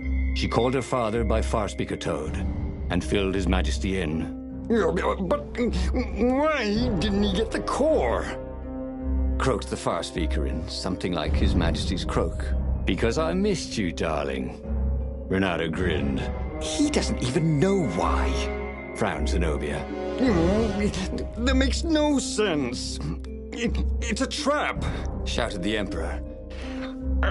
I'll meet you at the outpost, and I'll bring my interrogators.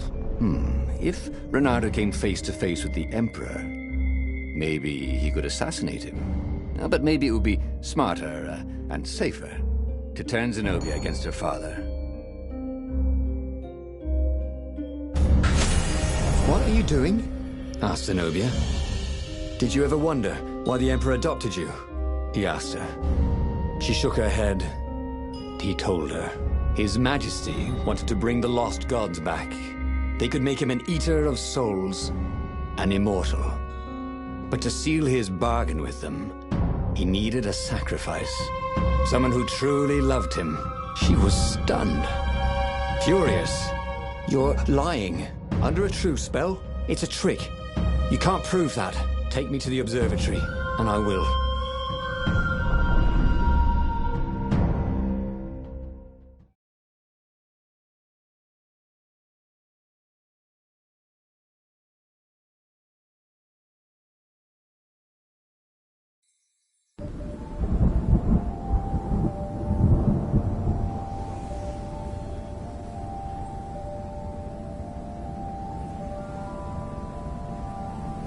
What kind of proof could you possibly have? She said as they landed on the Nexus. Your father ritually sacrificed a village. And he left witnesses? The scientists resurrected one. Well, it's not really alive, but it can talk. A true witness. She frowned. The dead can't lie. Well, I bet they could. They just don't have any reason to. She nodded grimly. You go on ahead. I don't want the Ravens to see me.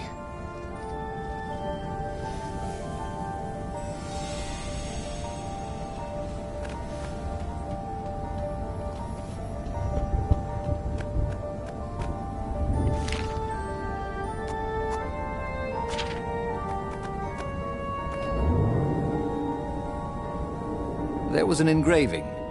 Maximum capacity, 130 people.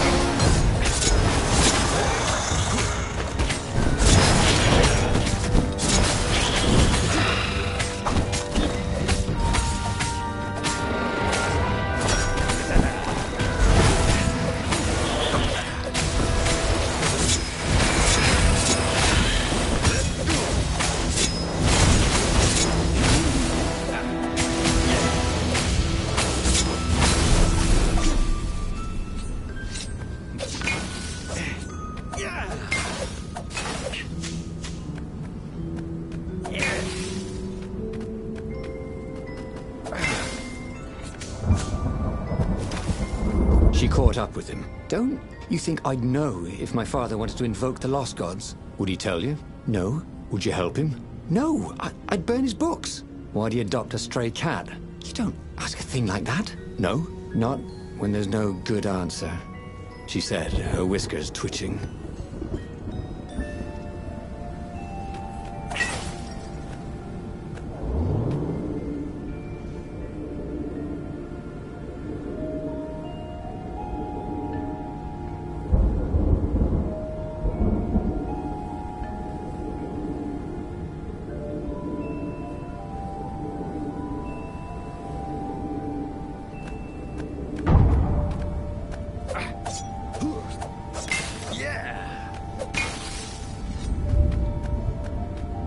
The scientist at the observatory had a true witness to one of the Emperor's blasphemous rituals. The dead could be made to speak for a short while. Interestingly, they could not be made to lie. After all, what do they have to lose or gain by lying?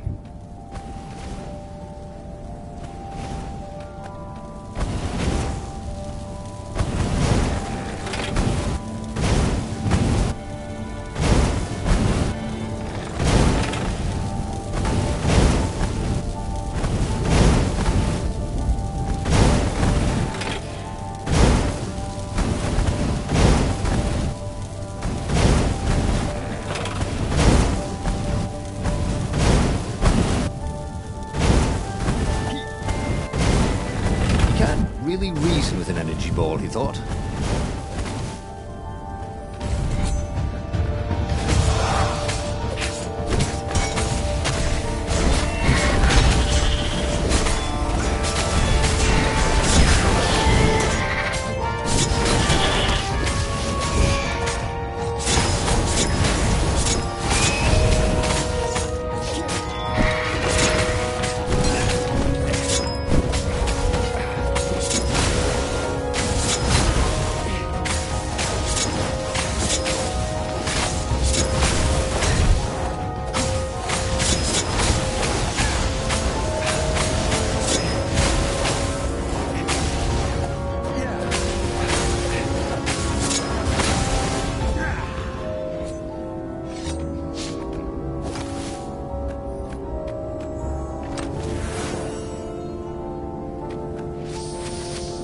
This chest was really horrible. Get it?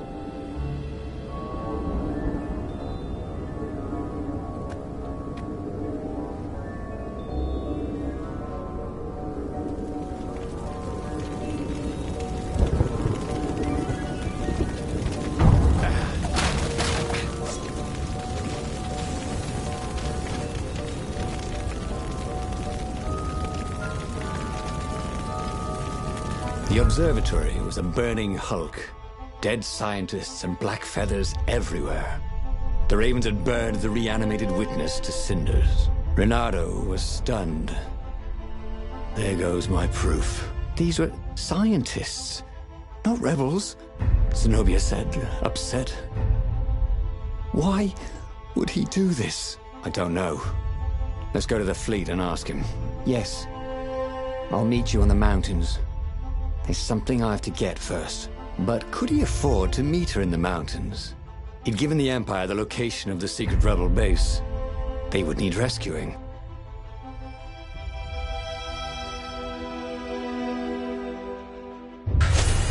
Why was he going to meet up with her?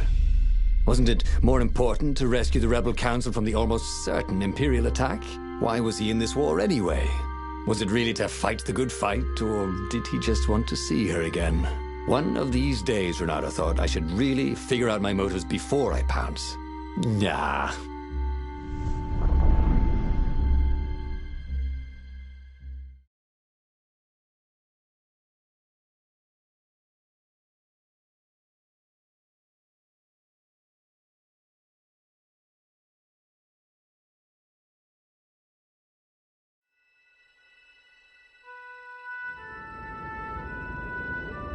Was it true? Was he on this adventure just to see Zenobia again? The Imperial heir was not an easy cat to see. Well, she'd ignored all his Kwanzaa gifts. And on the other paw, trying to get a date by joining a war against your intended was, let's say, pretty optimistic. But on the back paw, thought Renato, yes, it sounded exactly like him. Good, I'm so glad we had this little chat, he told himself.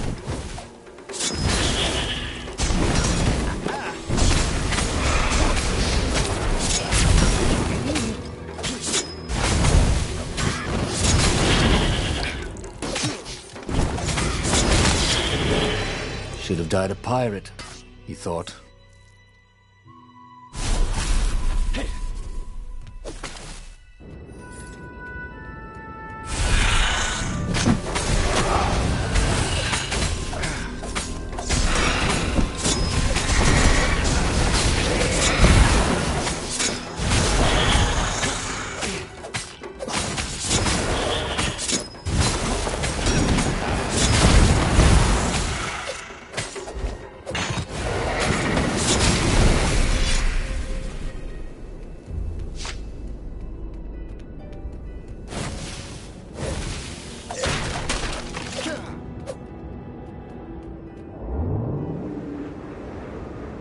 Renato wondered if it wasn't cheaper to build bridges and stairs.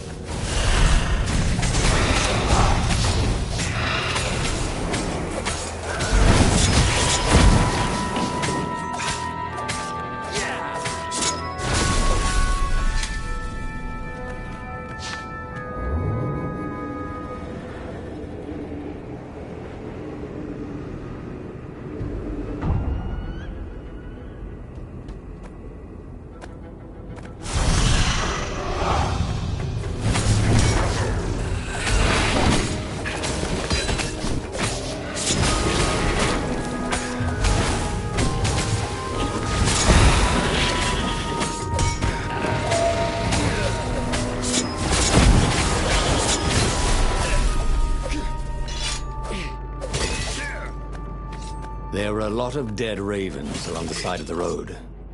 Someone had rampaged through here on a killing spree. What had Zenobia gone to get?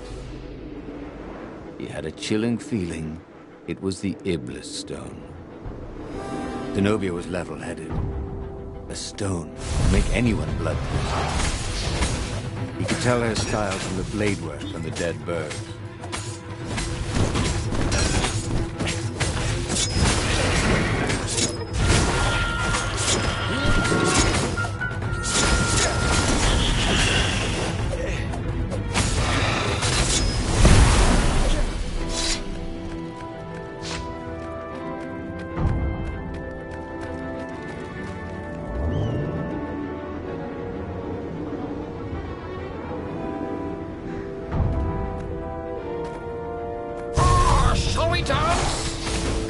The lead raven?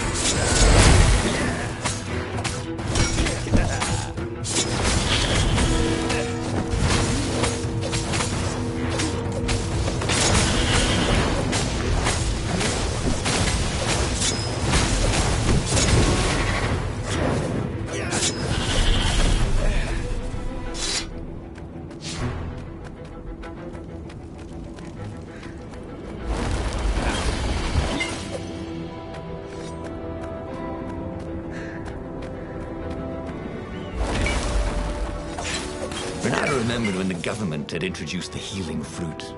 Some people said it was going to bankrupt the economy, but it seemed to work very well.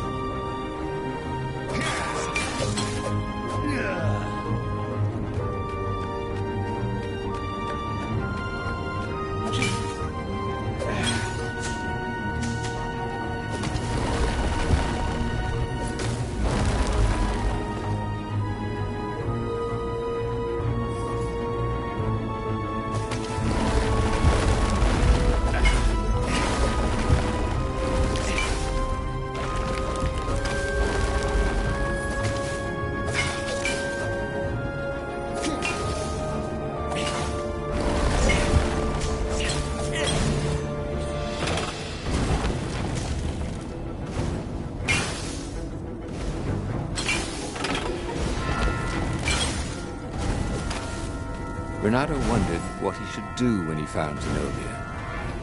What could he do if she had the Iblis stone?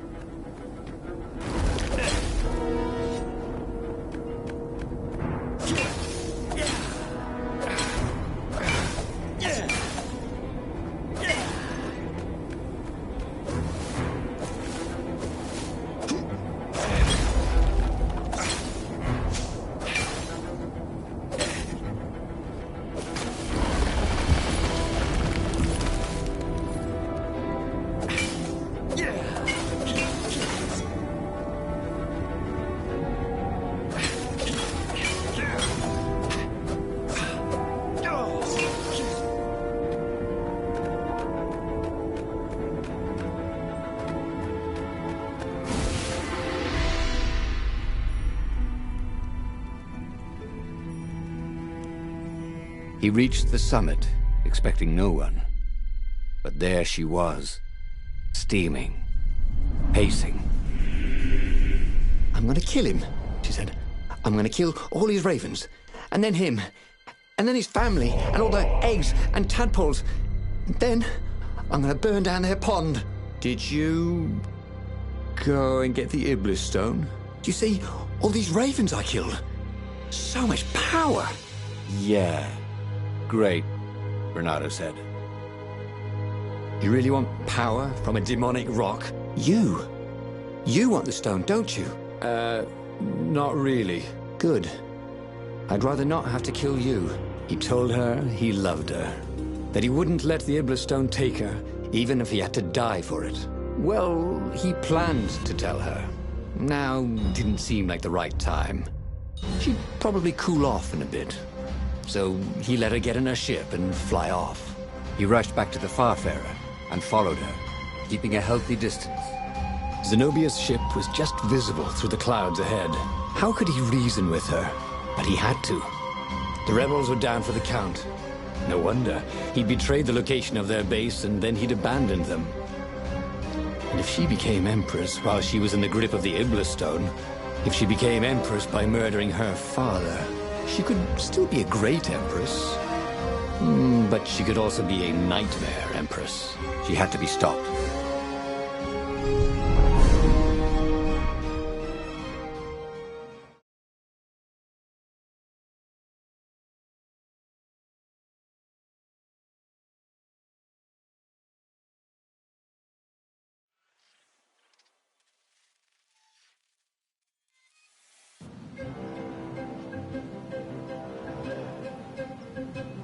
There were more dead ravens along his path, some of them wounded in the back. He knew she could have easily talked her way past them, or clouded the little tiny raven brains with a spell. She was going out of her way to kill everything in her path. This wasn't Zenobia, not as he knew her.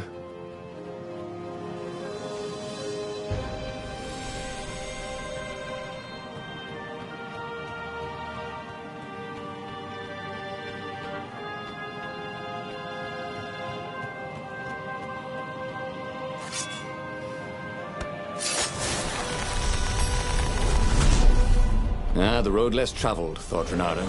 How intriguing.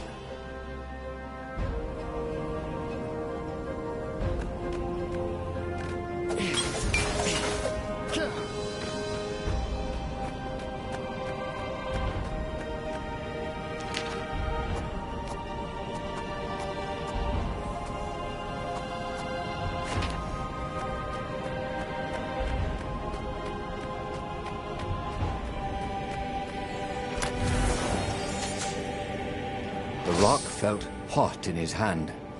He could feel its secret power.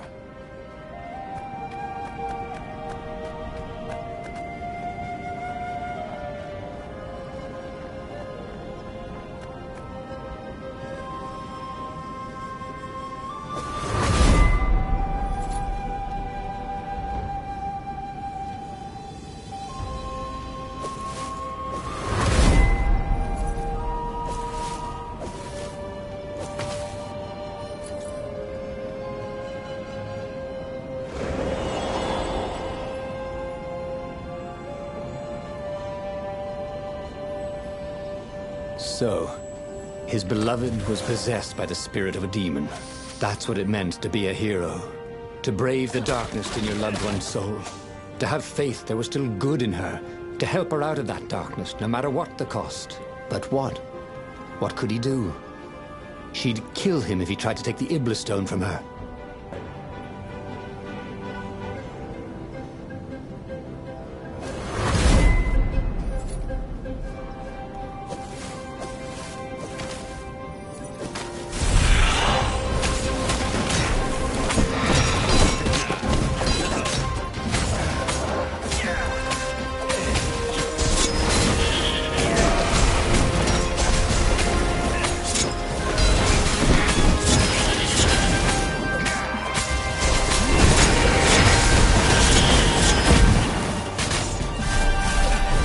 Already Renato knew more than he ever had.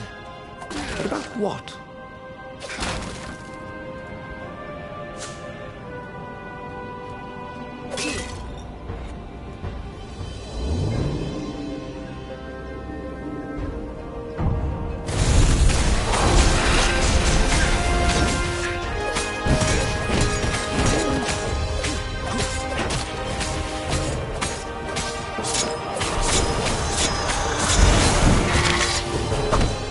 Where Renato went next, we cannot follow.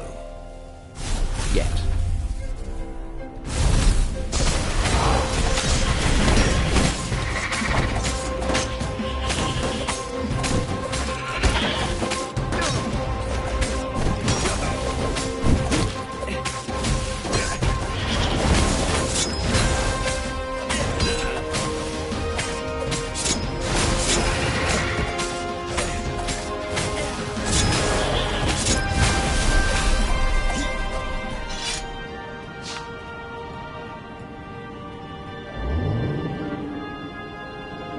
There was a sign. Take the goat across first.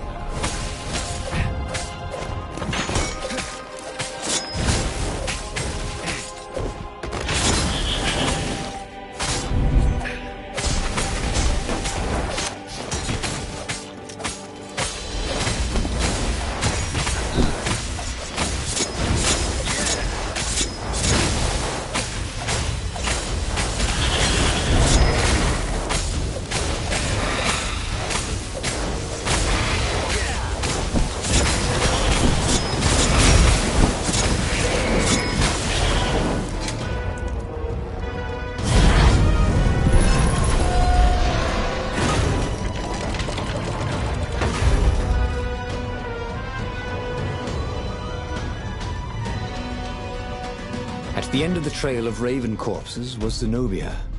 Her father was frantically rigging a strange apparatus wrapped around a glowing core. Don't do it, he shouted. You'll hate yourself in the morning. Stay back, she screamed in a horrible voice he'd never heard before. It froze him in his tracks. The Emperor stared at him. Run, He told the toad, or hop. but he didn't manage to voice it, only think it. Zenobia stabbed her blade forward, and His Majesty fell dead. She began laughing hysterically. Or was she weeping? Just walk away, she laughed at him. I've no more use for you. There was something he needed to do, but he couldn't figure out what it was. So he did as he was told. As he walked away, he felt a chill in the world. The light in the sky seemed to dim. He didn't dare turn. He had a nagging feeling there was something he should have done just then. Something heroic. But he could not have taken the Iblis stone from her by force. And she would not have parted with it willingly. A cold wind blew from where she had been. But he still didn't dare turn. And then, an awful laughter filled the air. And all the torches and all the ships went out. And he realized what he should have done. But by then, it was too late to do anything. He should go back to some of the choices he'd faced before. Maybe there were new paths that had opened up. Like those doors he was opening up all over the map that took him to new treasures and around his enemies. But he'd learned another true thing. Zenobia still had feelings for him. The book's pages fluttered to the beginning once again. Faster than before? And he fell. The clouds parted over the Isles of Boreas. It was time to choose. The rebellion was in trouble. Ravens were scouting for the secret rebel base. They needed a game changer. Pieces of the Skyripper had surfaced. Renato knew that using it could go catastrophically wrong. But he was sure he could figure out how to use it safely. Also, a temple had risen out of empty desert. The Iblis stone was hidden there. It was a dangerous artifact. It could corrupt its user into a bloodthirsty monster. Maybe he could find a way to use it. To take its power without surrendering to its wickedness. And also, his old friend Lapino needed rescuing. Of course, Renato had a pretty strong suspicion that Lapino had betrayed the rebellion. And he had a gut feeling that he needed to use that to his advantage.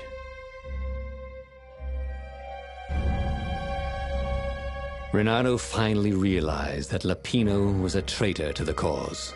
And maybe Renato could use that somehow. Renato couldn't quite put his paw on when he'd realized Lapino was working for the Empire. He'd never exactly seen Lapino sending coded messages to the palace, but he was sure. The rabbit had been on too many disastrous missions where he was the only survivor, or where he accidentally missed getting on the boat that went down to the abyss in flames. If Renato could prevent Lapino from getting back to the fleet with all the intelligence he'd probably gathered, it might be worth the trip.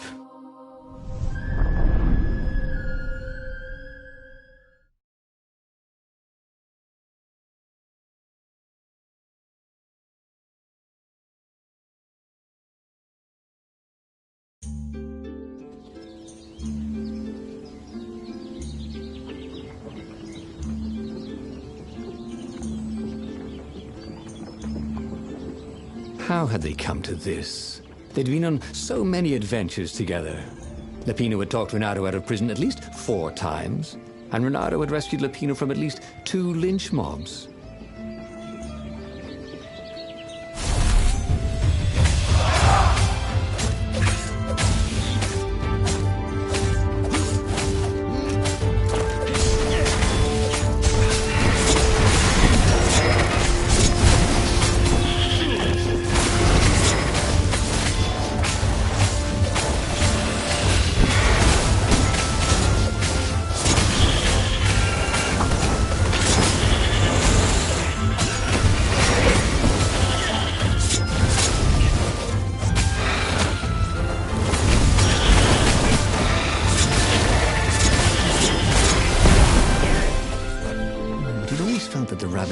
Resented him. Lapino was hilarious because he was so down on himself and everyone else. But behind the laughs, he wasn't a happy camper. Ooh, was this payback? Or did the Empire have his little white tail in a vice?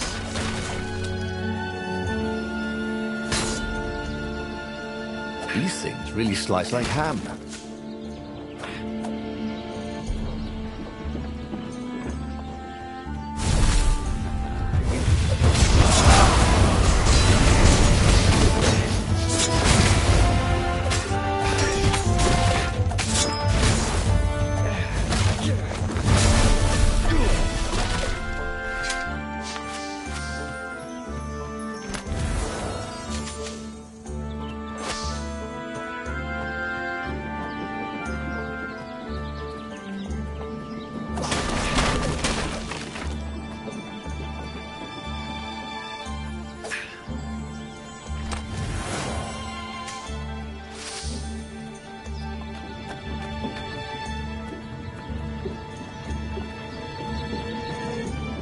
Ooh, wouldn't this gauntlet look swell with that jewel in it?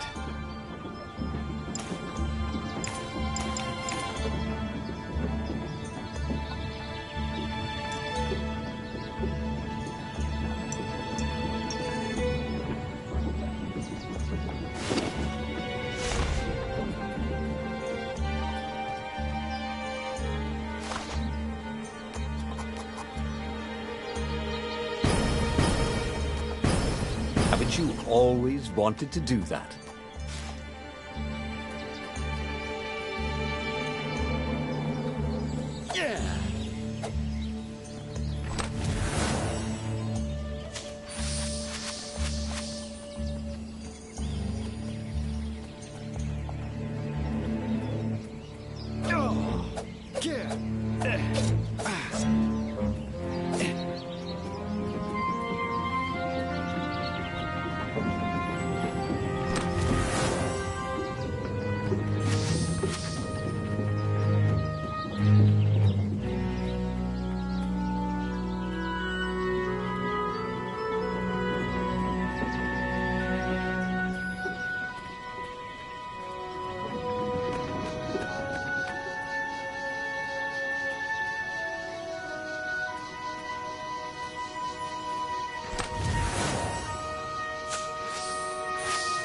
Oh, You shouldn't have.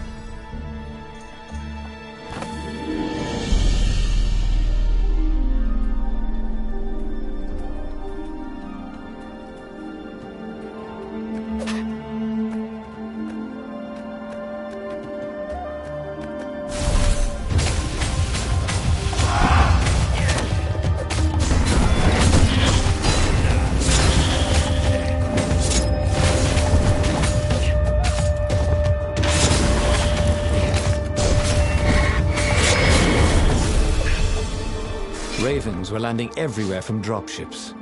He'd better get moving. If they got to Lapino first, the Rabbit would give the Empire all the intelligence he'd been stealing from the Rebellion, and they'd probably give him a medal. He'd have to be very careful about how he played Lapino. At the slightest hint of danger, the Mad Rabbit would take off like a rabbit. Not everyone knew how to use magical gems. Of course, not everyone had magical gem gauntlets like he did.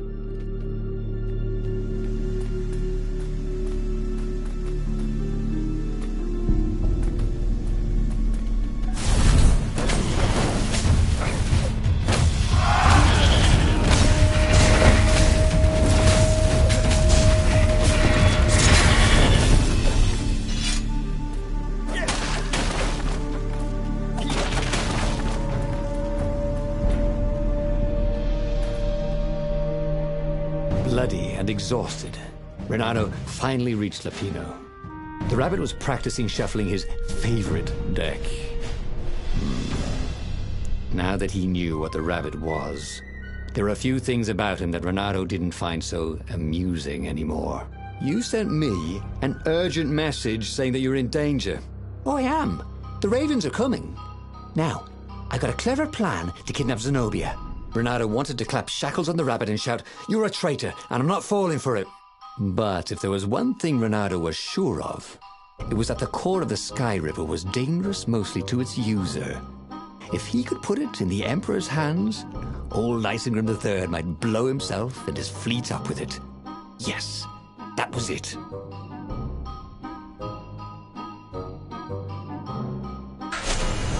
Me? A traitor? I'm hurt, said Lapino. Why ever would you say that? We found your code book, said Renato.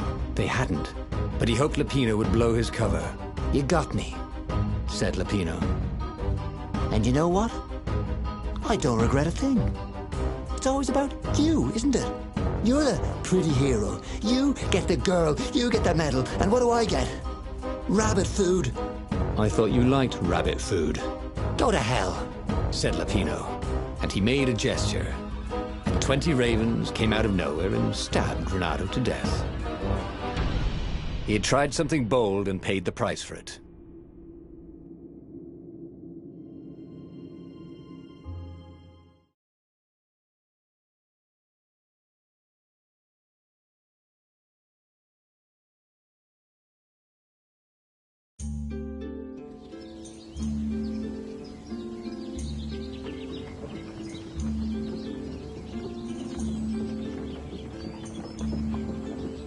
How had they come to this? They'd been on so many adventures together. Lapino had talked Renato out of prison at least 4 times, and Renato had rescued Lapino from at least 2 lynch mobs. Hey, I hear black is the new dead.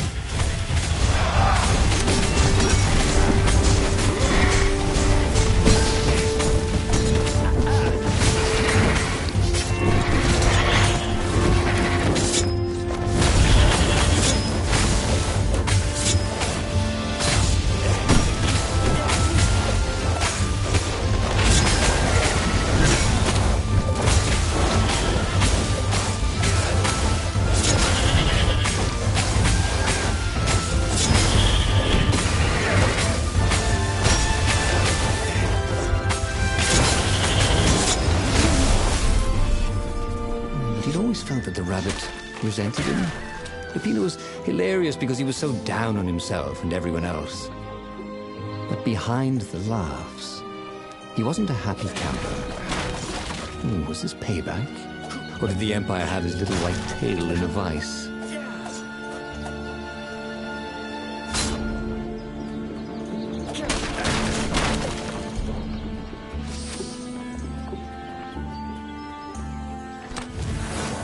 A present? For me?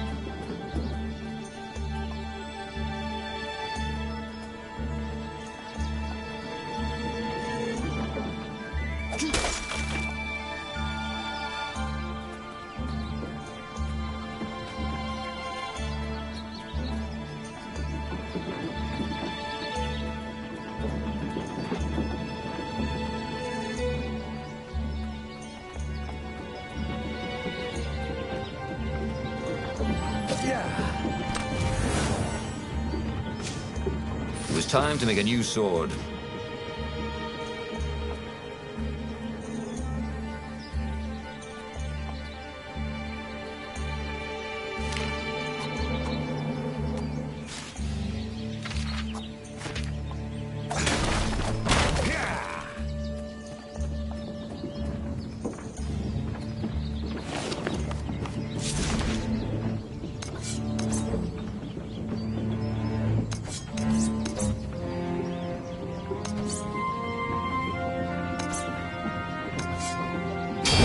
now he could slice the wings off a fly in the air. Not that he would. It's sort of mean, really.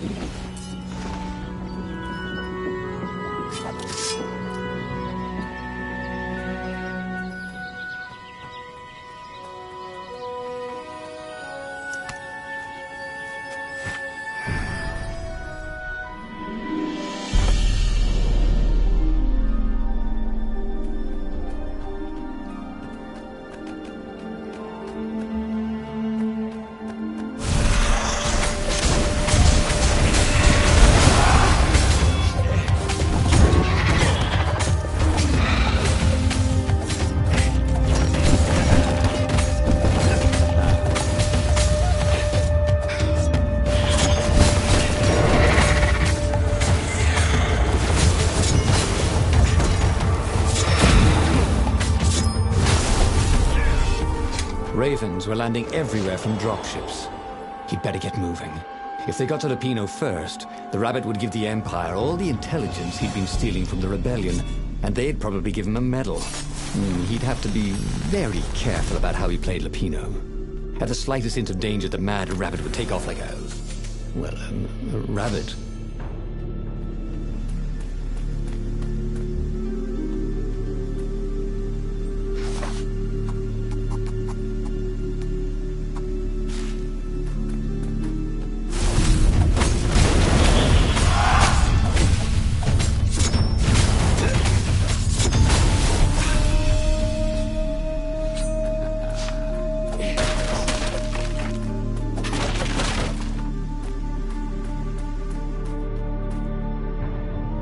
Bloody and exhausted, Renato finally reached Lapino.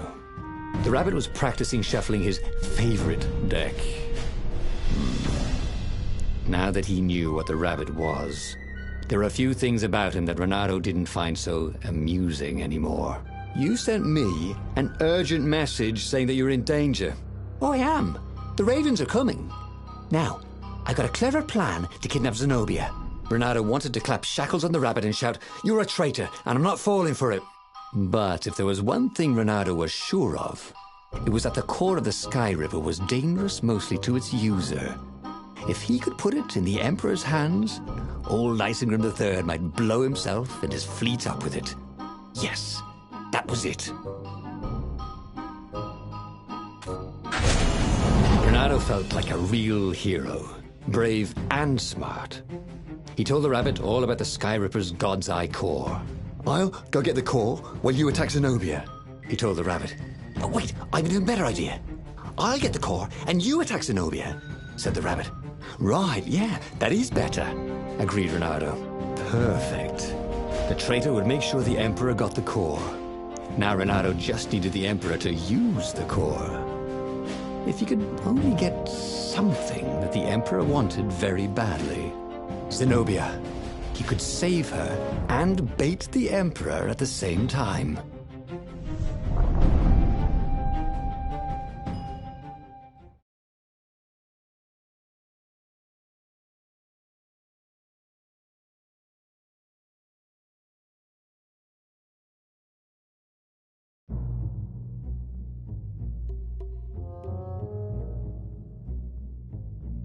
Right. Now, all Renato had to do was fight his way through Zenobia's invading troops, sneak onto her ship and into her bedroom, and kidnap her without any of her dozens of guards alerting her. Then, he would rely on her love for him to convince her how evil her father was, so she'd run away with him instead of going back to her father, who was going to blow himself up. It did sound a little risky. But Renato had a feeling it would work out somehow. It always did. "I'll just have a dash," thought Renato.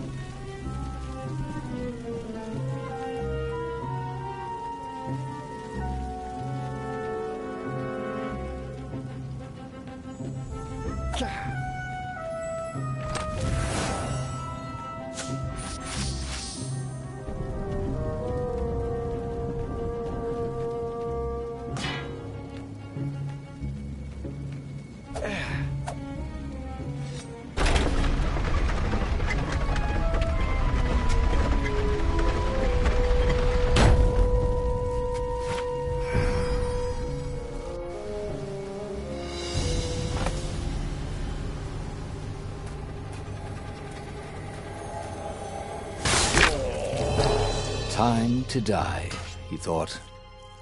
And it was.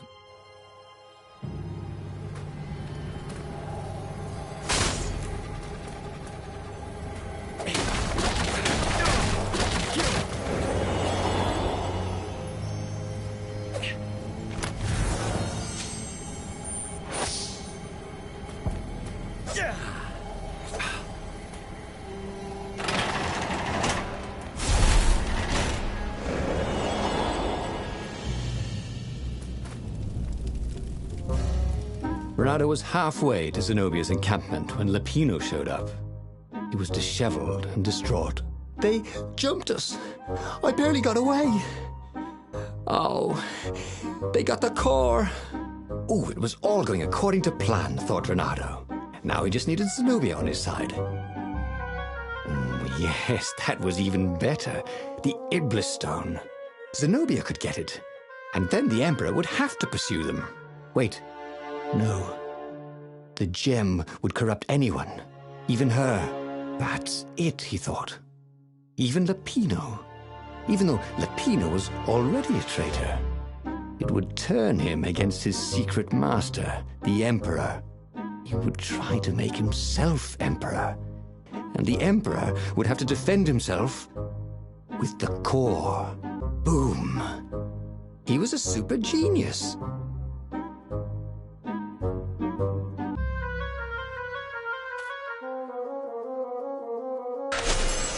This is terrible, Renato told the rabbit. If only I had gone for the Iblis Stone. But now it's lost in enemy territory. He handed Lapino a map. It gives the bearer so much power. We can only hope the Emperor never finds it. What was that? Said Lapino. I think someone's following us. I didn't hear anything. Rabbit ears. You go on ahead. I'll check it out. And with that, Lapino hopped off with the map.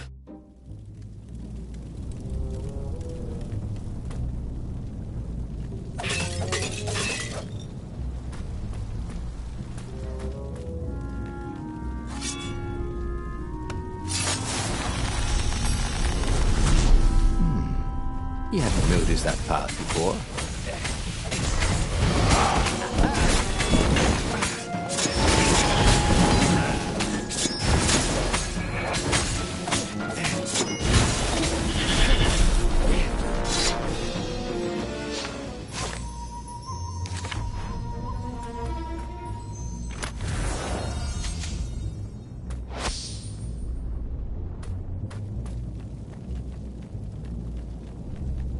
People had laughed at the government workbench placement program, but you could see the benefits everywhere.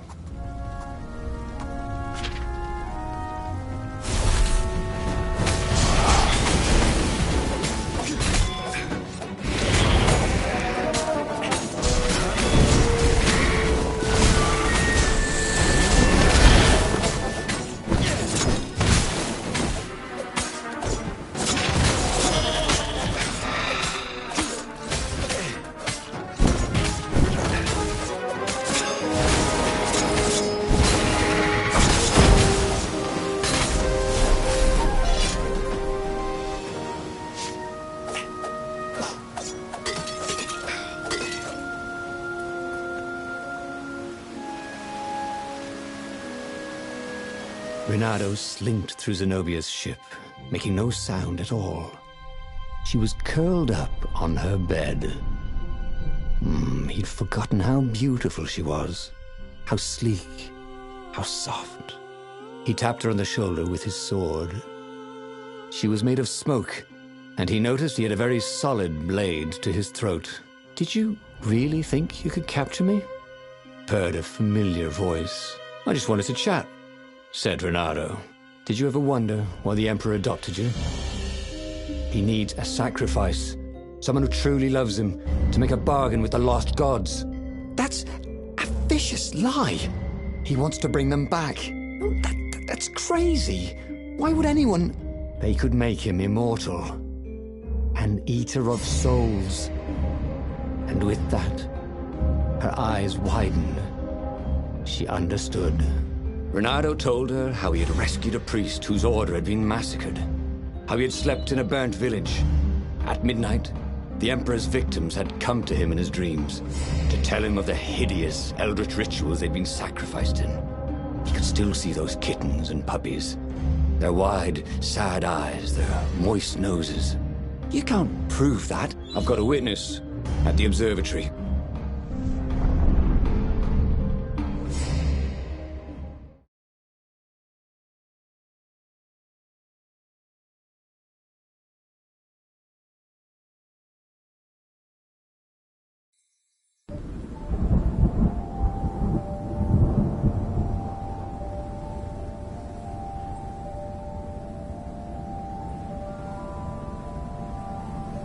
He couldn't tell her, not yet, why he was really here.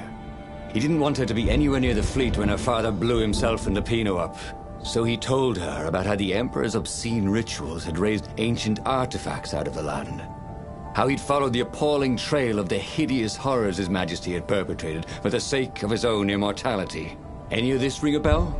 He said. He told me it was all lies. You've always known when I was lying. I always hated that about you, said Renato. The rebellion had started after atrocities that the Empire hushed up. Renato had rescued a priest whose order had been massacred for one book. He had slept in a burnt village. Dead kittens and puppies had come to tell him what the Emperor had done to them.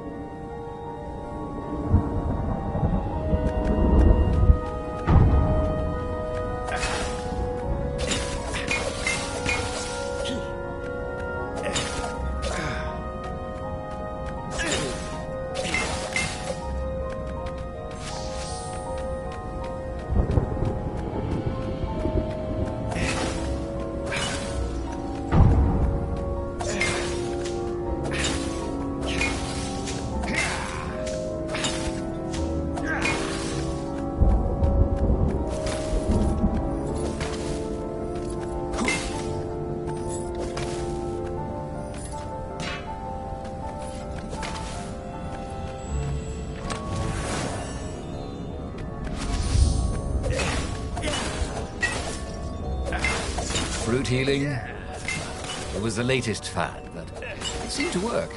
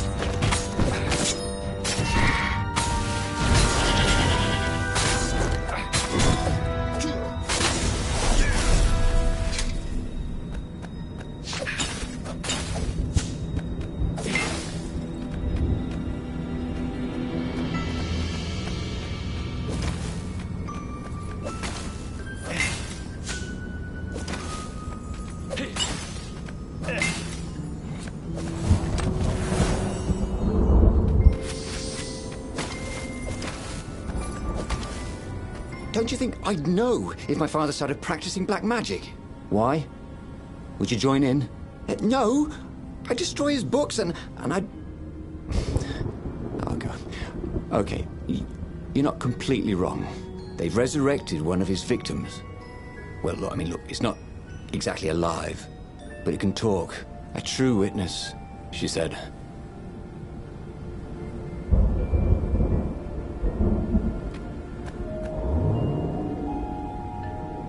Building these platforms was so expensive, they'd run out of budget for guardrails.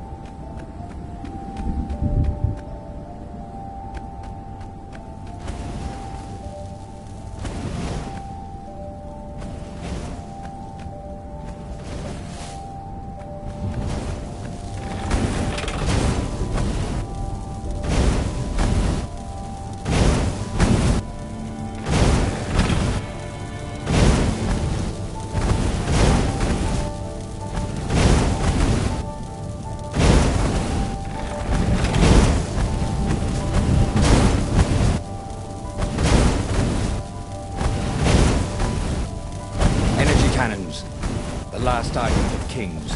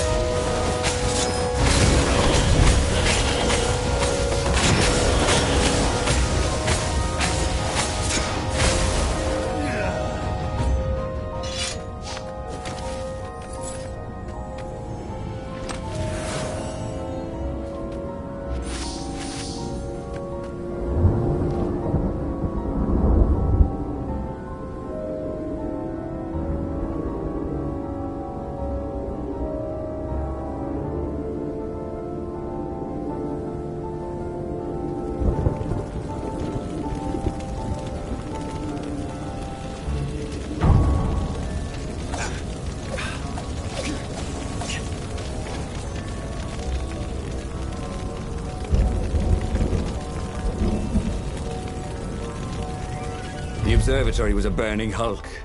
Dead scientists and black feathers everywhere. The Ravens had taken special care to burn the reanimated witness to cinders. Zenobia stared at the carnage. He didn't want me to hear the witness, did he? I guess not. What's your plan? She asked. So, Renato explained his brilliant gambit. Sending Lapino to get the Iblis Stone, become super powerful and corrupted, provoke the Emperor into using the core against him, thus blowing up both of them, and hopefully the fleet too. Let me visit your council, she said, shaken. I want to help. Could he really trust her?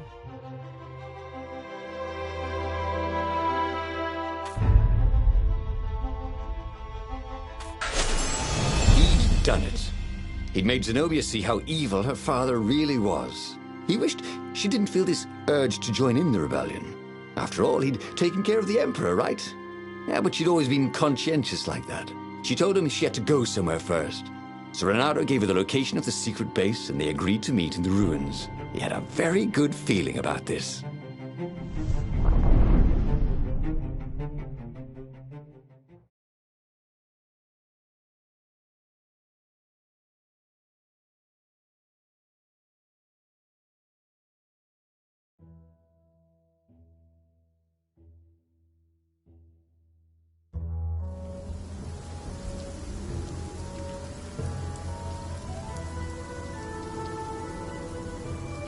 What had Zenobia gone off to do?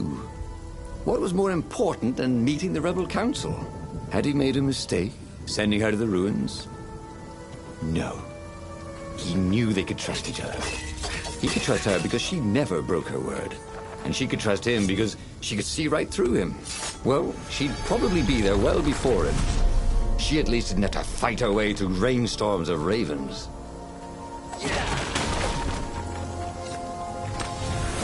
Why would anyone put his slinky collection in a strongbox, thought Renato. Any magic slinkies? Ooh, there was something else.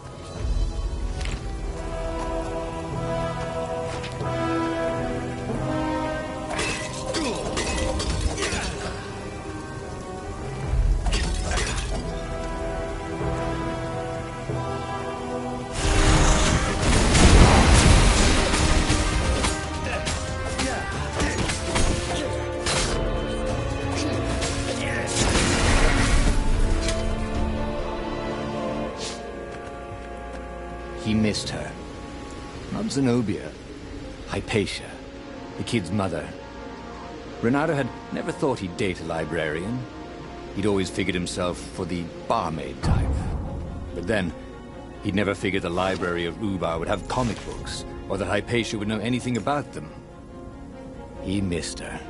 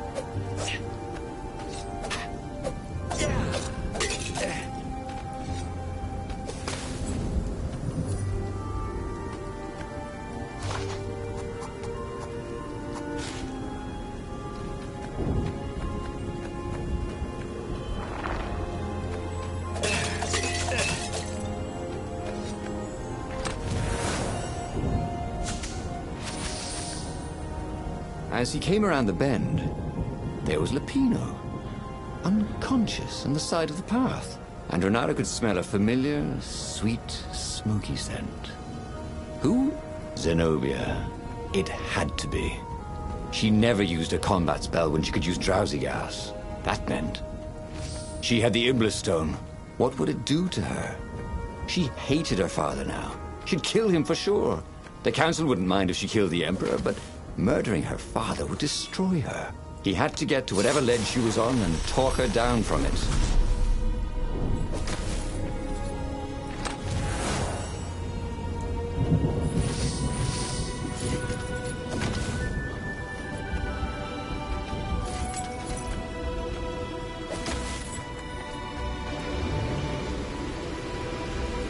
There was an inscription. No spitting.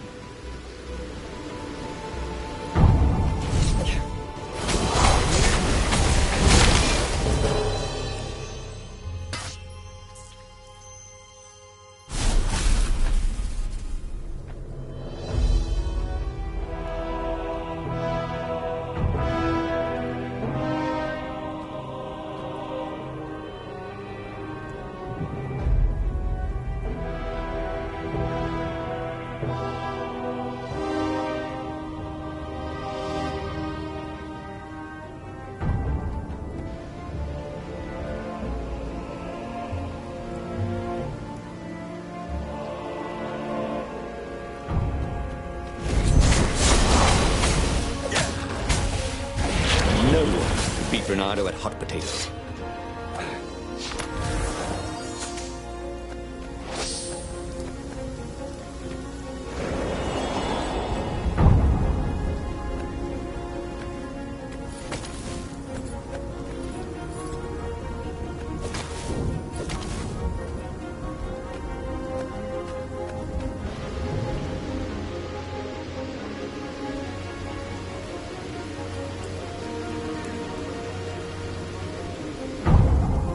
how could you convince a firewall you're its friend?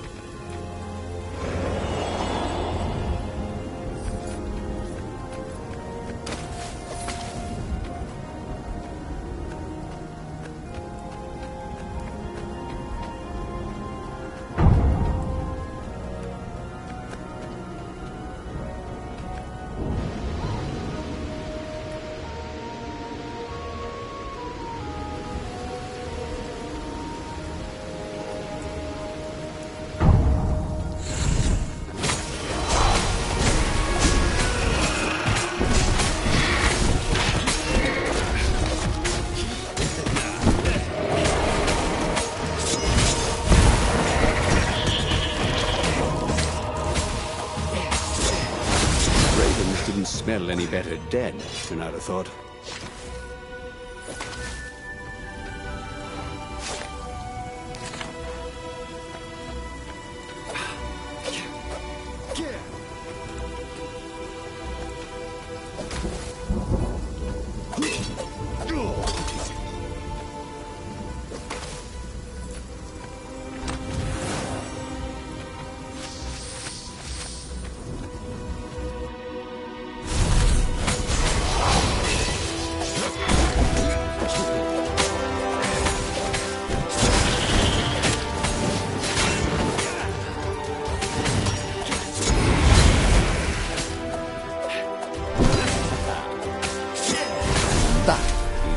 Do it, said Renato to himself.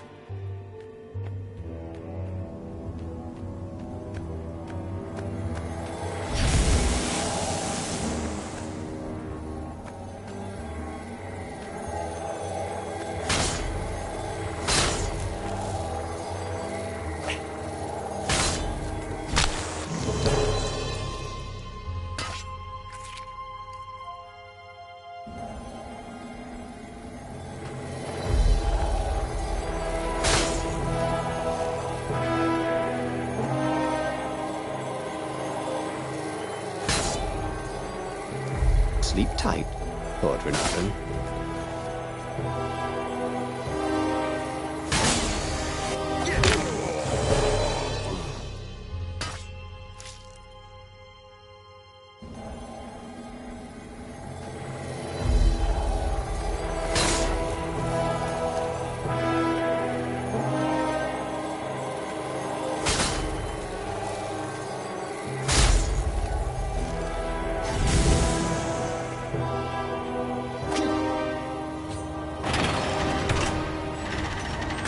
Long stairs.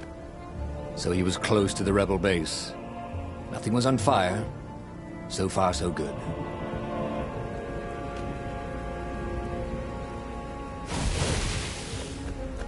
Okay. Let's make this quick. I'm on my break in literally 2 minutes.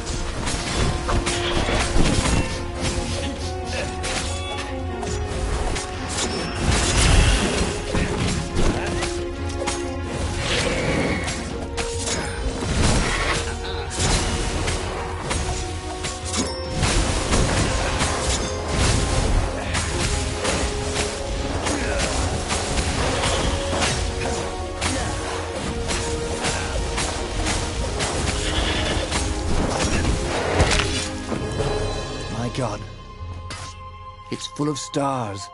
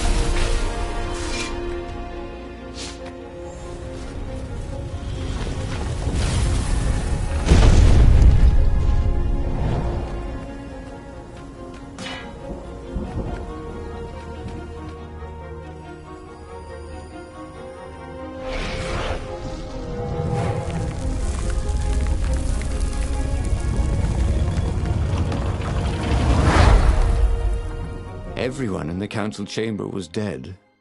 Zenobia stood shivering in the courtyard, drenched in blood. Why?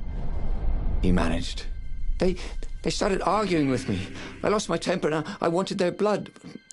Well, not me. The stone did. Why did you take it from Lapino? I had a plan. You had a stupid plan, she said. I'm going to go kill my father now. No, you can't. You'll just take his place. You'll become worse than him. Get out of my way, or I'll kill you too.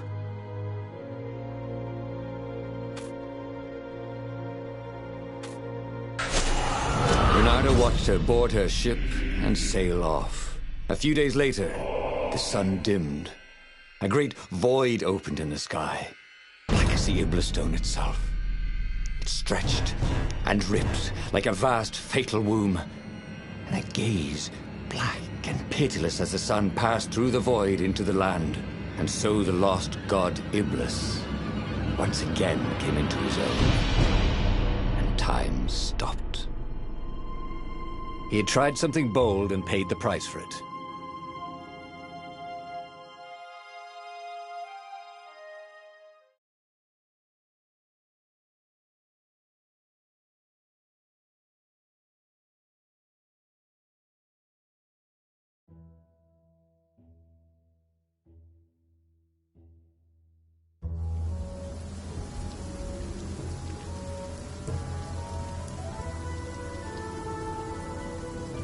What had Zenobia gone off to do?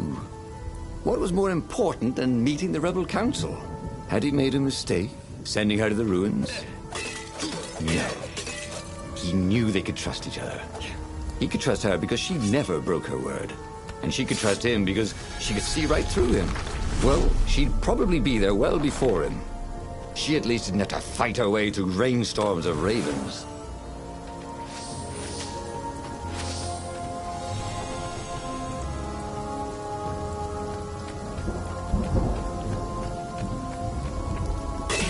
No wonder his mother had told him to eat his fruit.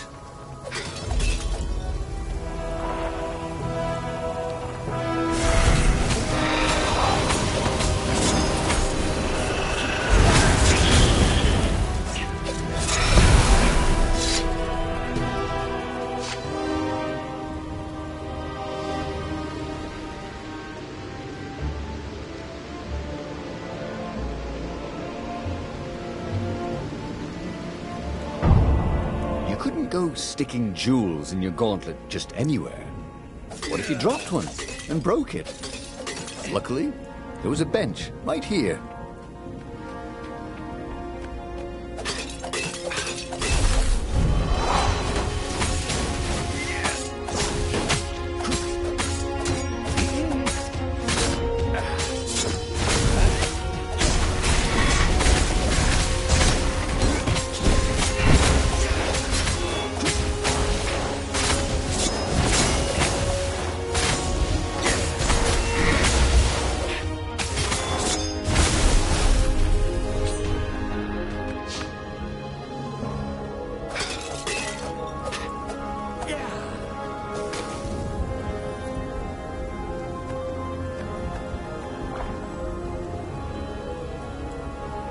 As he came around the bend, there was Lapino, unconscious on the side of the path. And Renata could smell a familiar, sweet, smoky scent.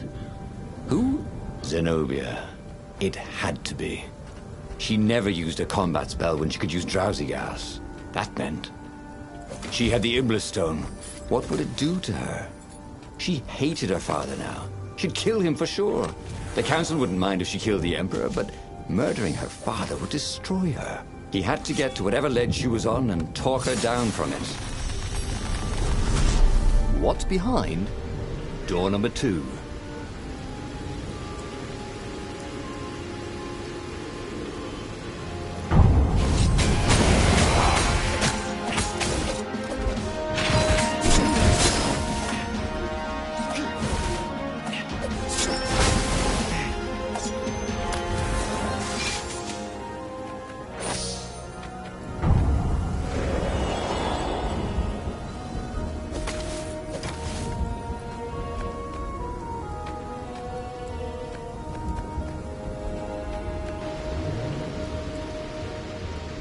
Don't look down, he told himself. Don't look down.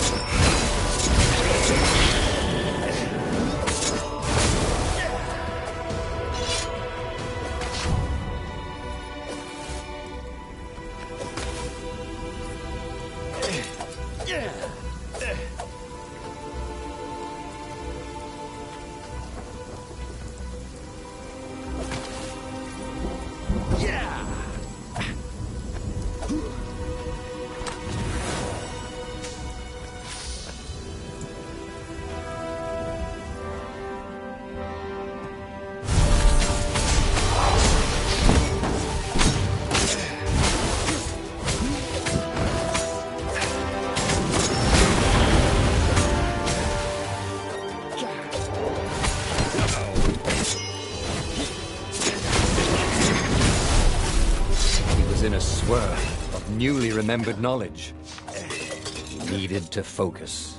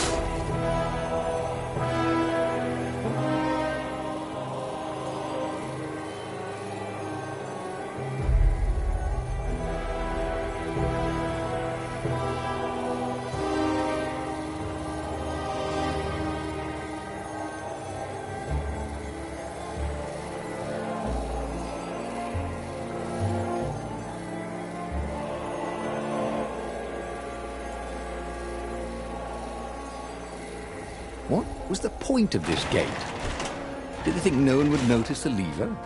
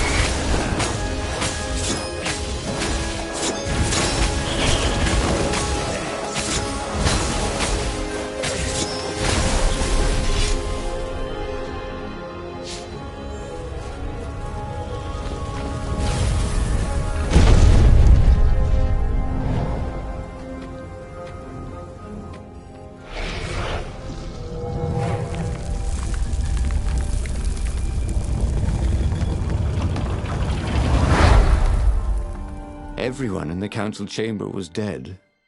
Zenobia stood shivering in the courtyard, drenched in blood. Why? He managed. They started arguing with me. I lost my temper and I wanted their blood. Well, not me. The stone did. Why did you take it from Lapino? I had a plan. You had a stupid plan, she said. I'm going to go kill my father now. No, you can't. You'll just take his place. You'll become worse than him. Get out of my way, or I'll kill you too. You won't kill me, he said. And I won't let you kill the Emperor. Enraged, she raised the sword. You hate him too? He could sense the Iblis stone, yearning for his death. But she didn't strike. If you kill him, he'll destroy you. I know you. Shut up! She shouted, her sword trembling. I won't lose you again. Not for anything. Get away from me, he said, and he was very close. I can't lose you again. And he was in reach of her sword now. I hate him! I hate you too! I love you, he said for the very first time. And then she was weeping. He was holding her. The sword had dropped from her hand. He glanced at the Iblastone. It was no longer the black of the void. It looked like coal. No. It glowed, like a cinder. It was crackling, burning, crumbling into ashes. "You've always loved me, haven't you?" she said. She was weak. The stone had taken so much from her. "Always," he said. She staggered as he helped her up. "Let me take you away." "Where?" "The island of Avalon. The sisters will heal you." "He'll follow us." "Then we need the Farfarer, the fastest ship in the Empire."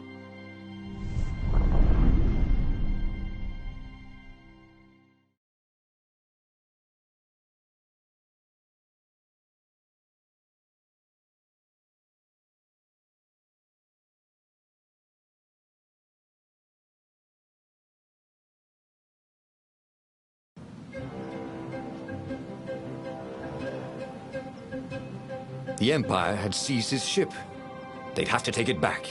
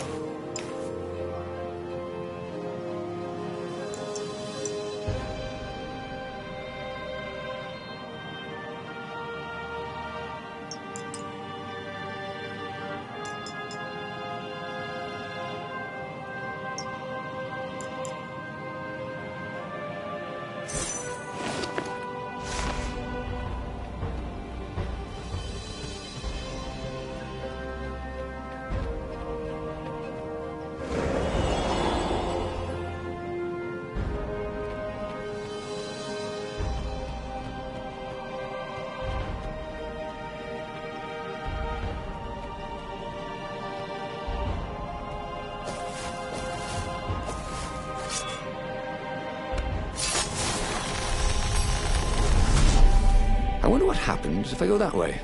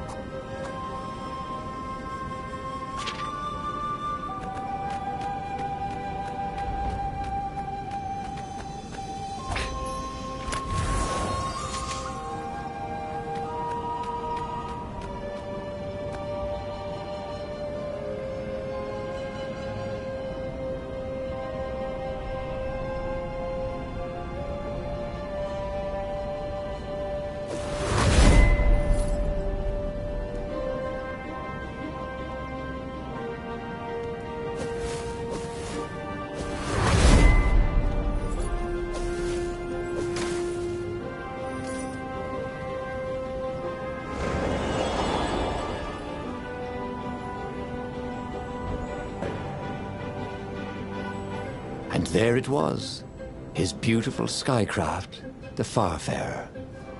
They would fare very far indeed, beyond the Empire, beyond the reach of the Empire, to the mystical island of Avalon. He didn't know exactly where it was, but he knew he could find it. And they would find peace there. Second star on the right, and straight on till morning, laughed Zenobia. And they laughed together for the first time in a long time.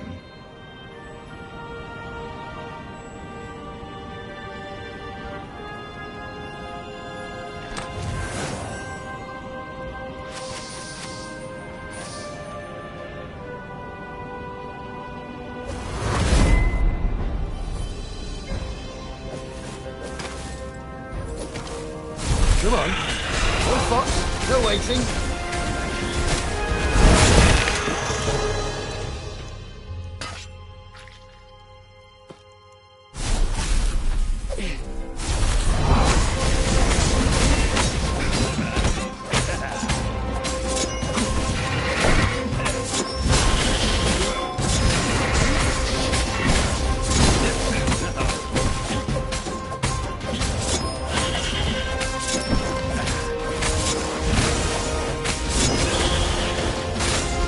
Barely landed a claw on him.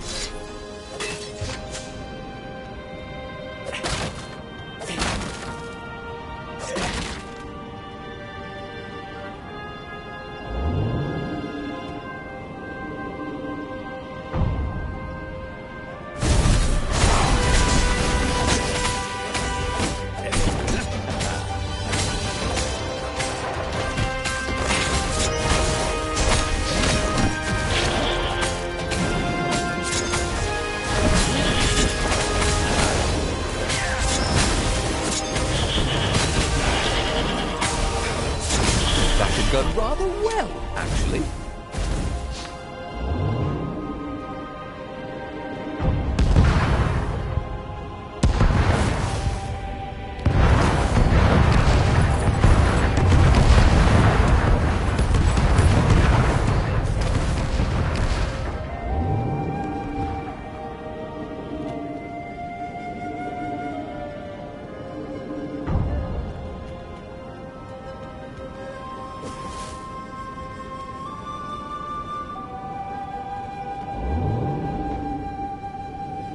Renato had always wanted a flying carpet.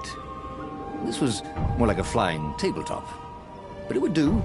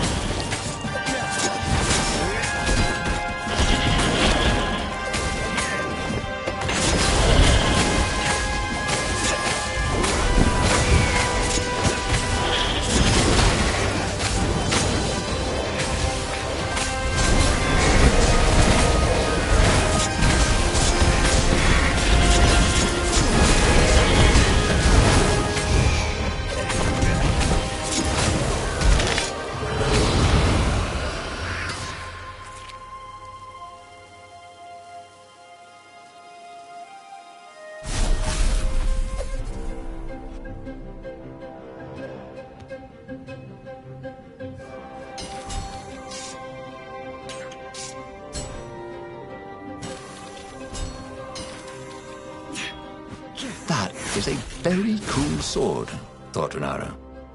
No, seriously. He couldn't feel his paw anymore.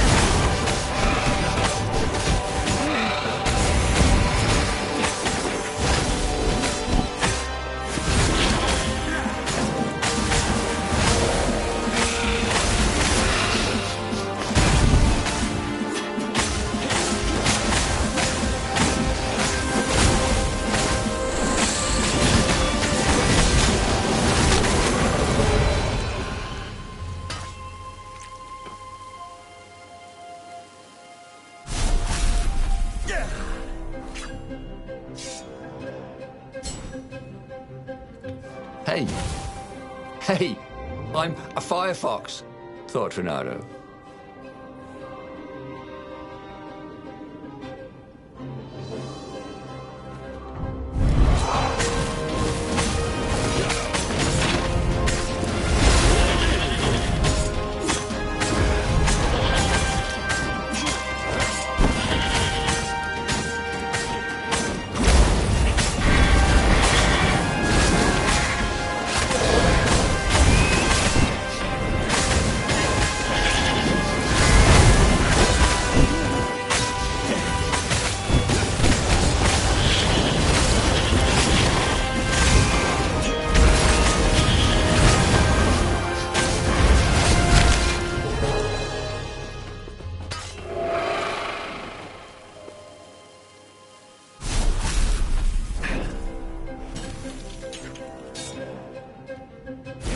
Sharp? Check. Pointy? Check. Flexible? Check. What else do you need in a sword?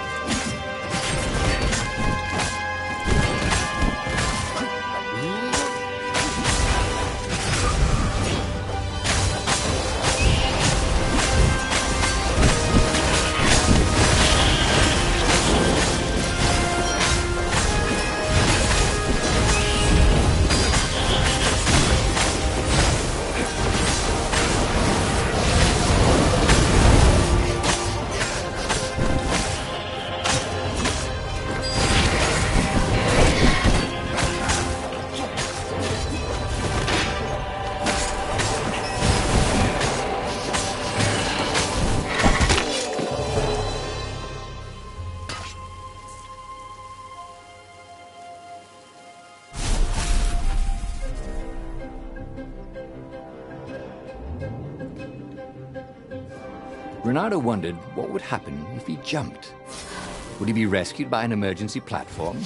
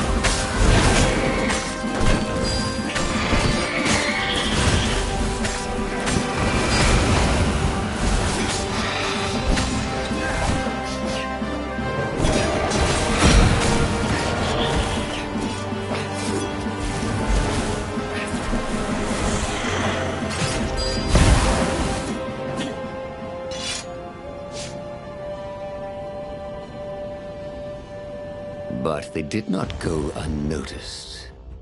Scout ships lifted off, and the long lance of the Imperial flagship. Bernardo turned downwind to gain speed. The Raven ships could pursue, but they couldn't close.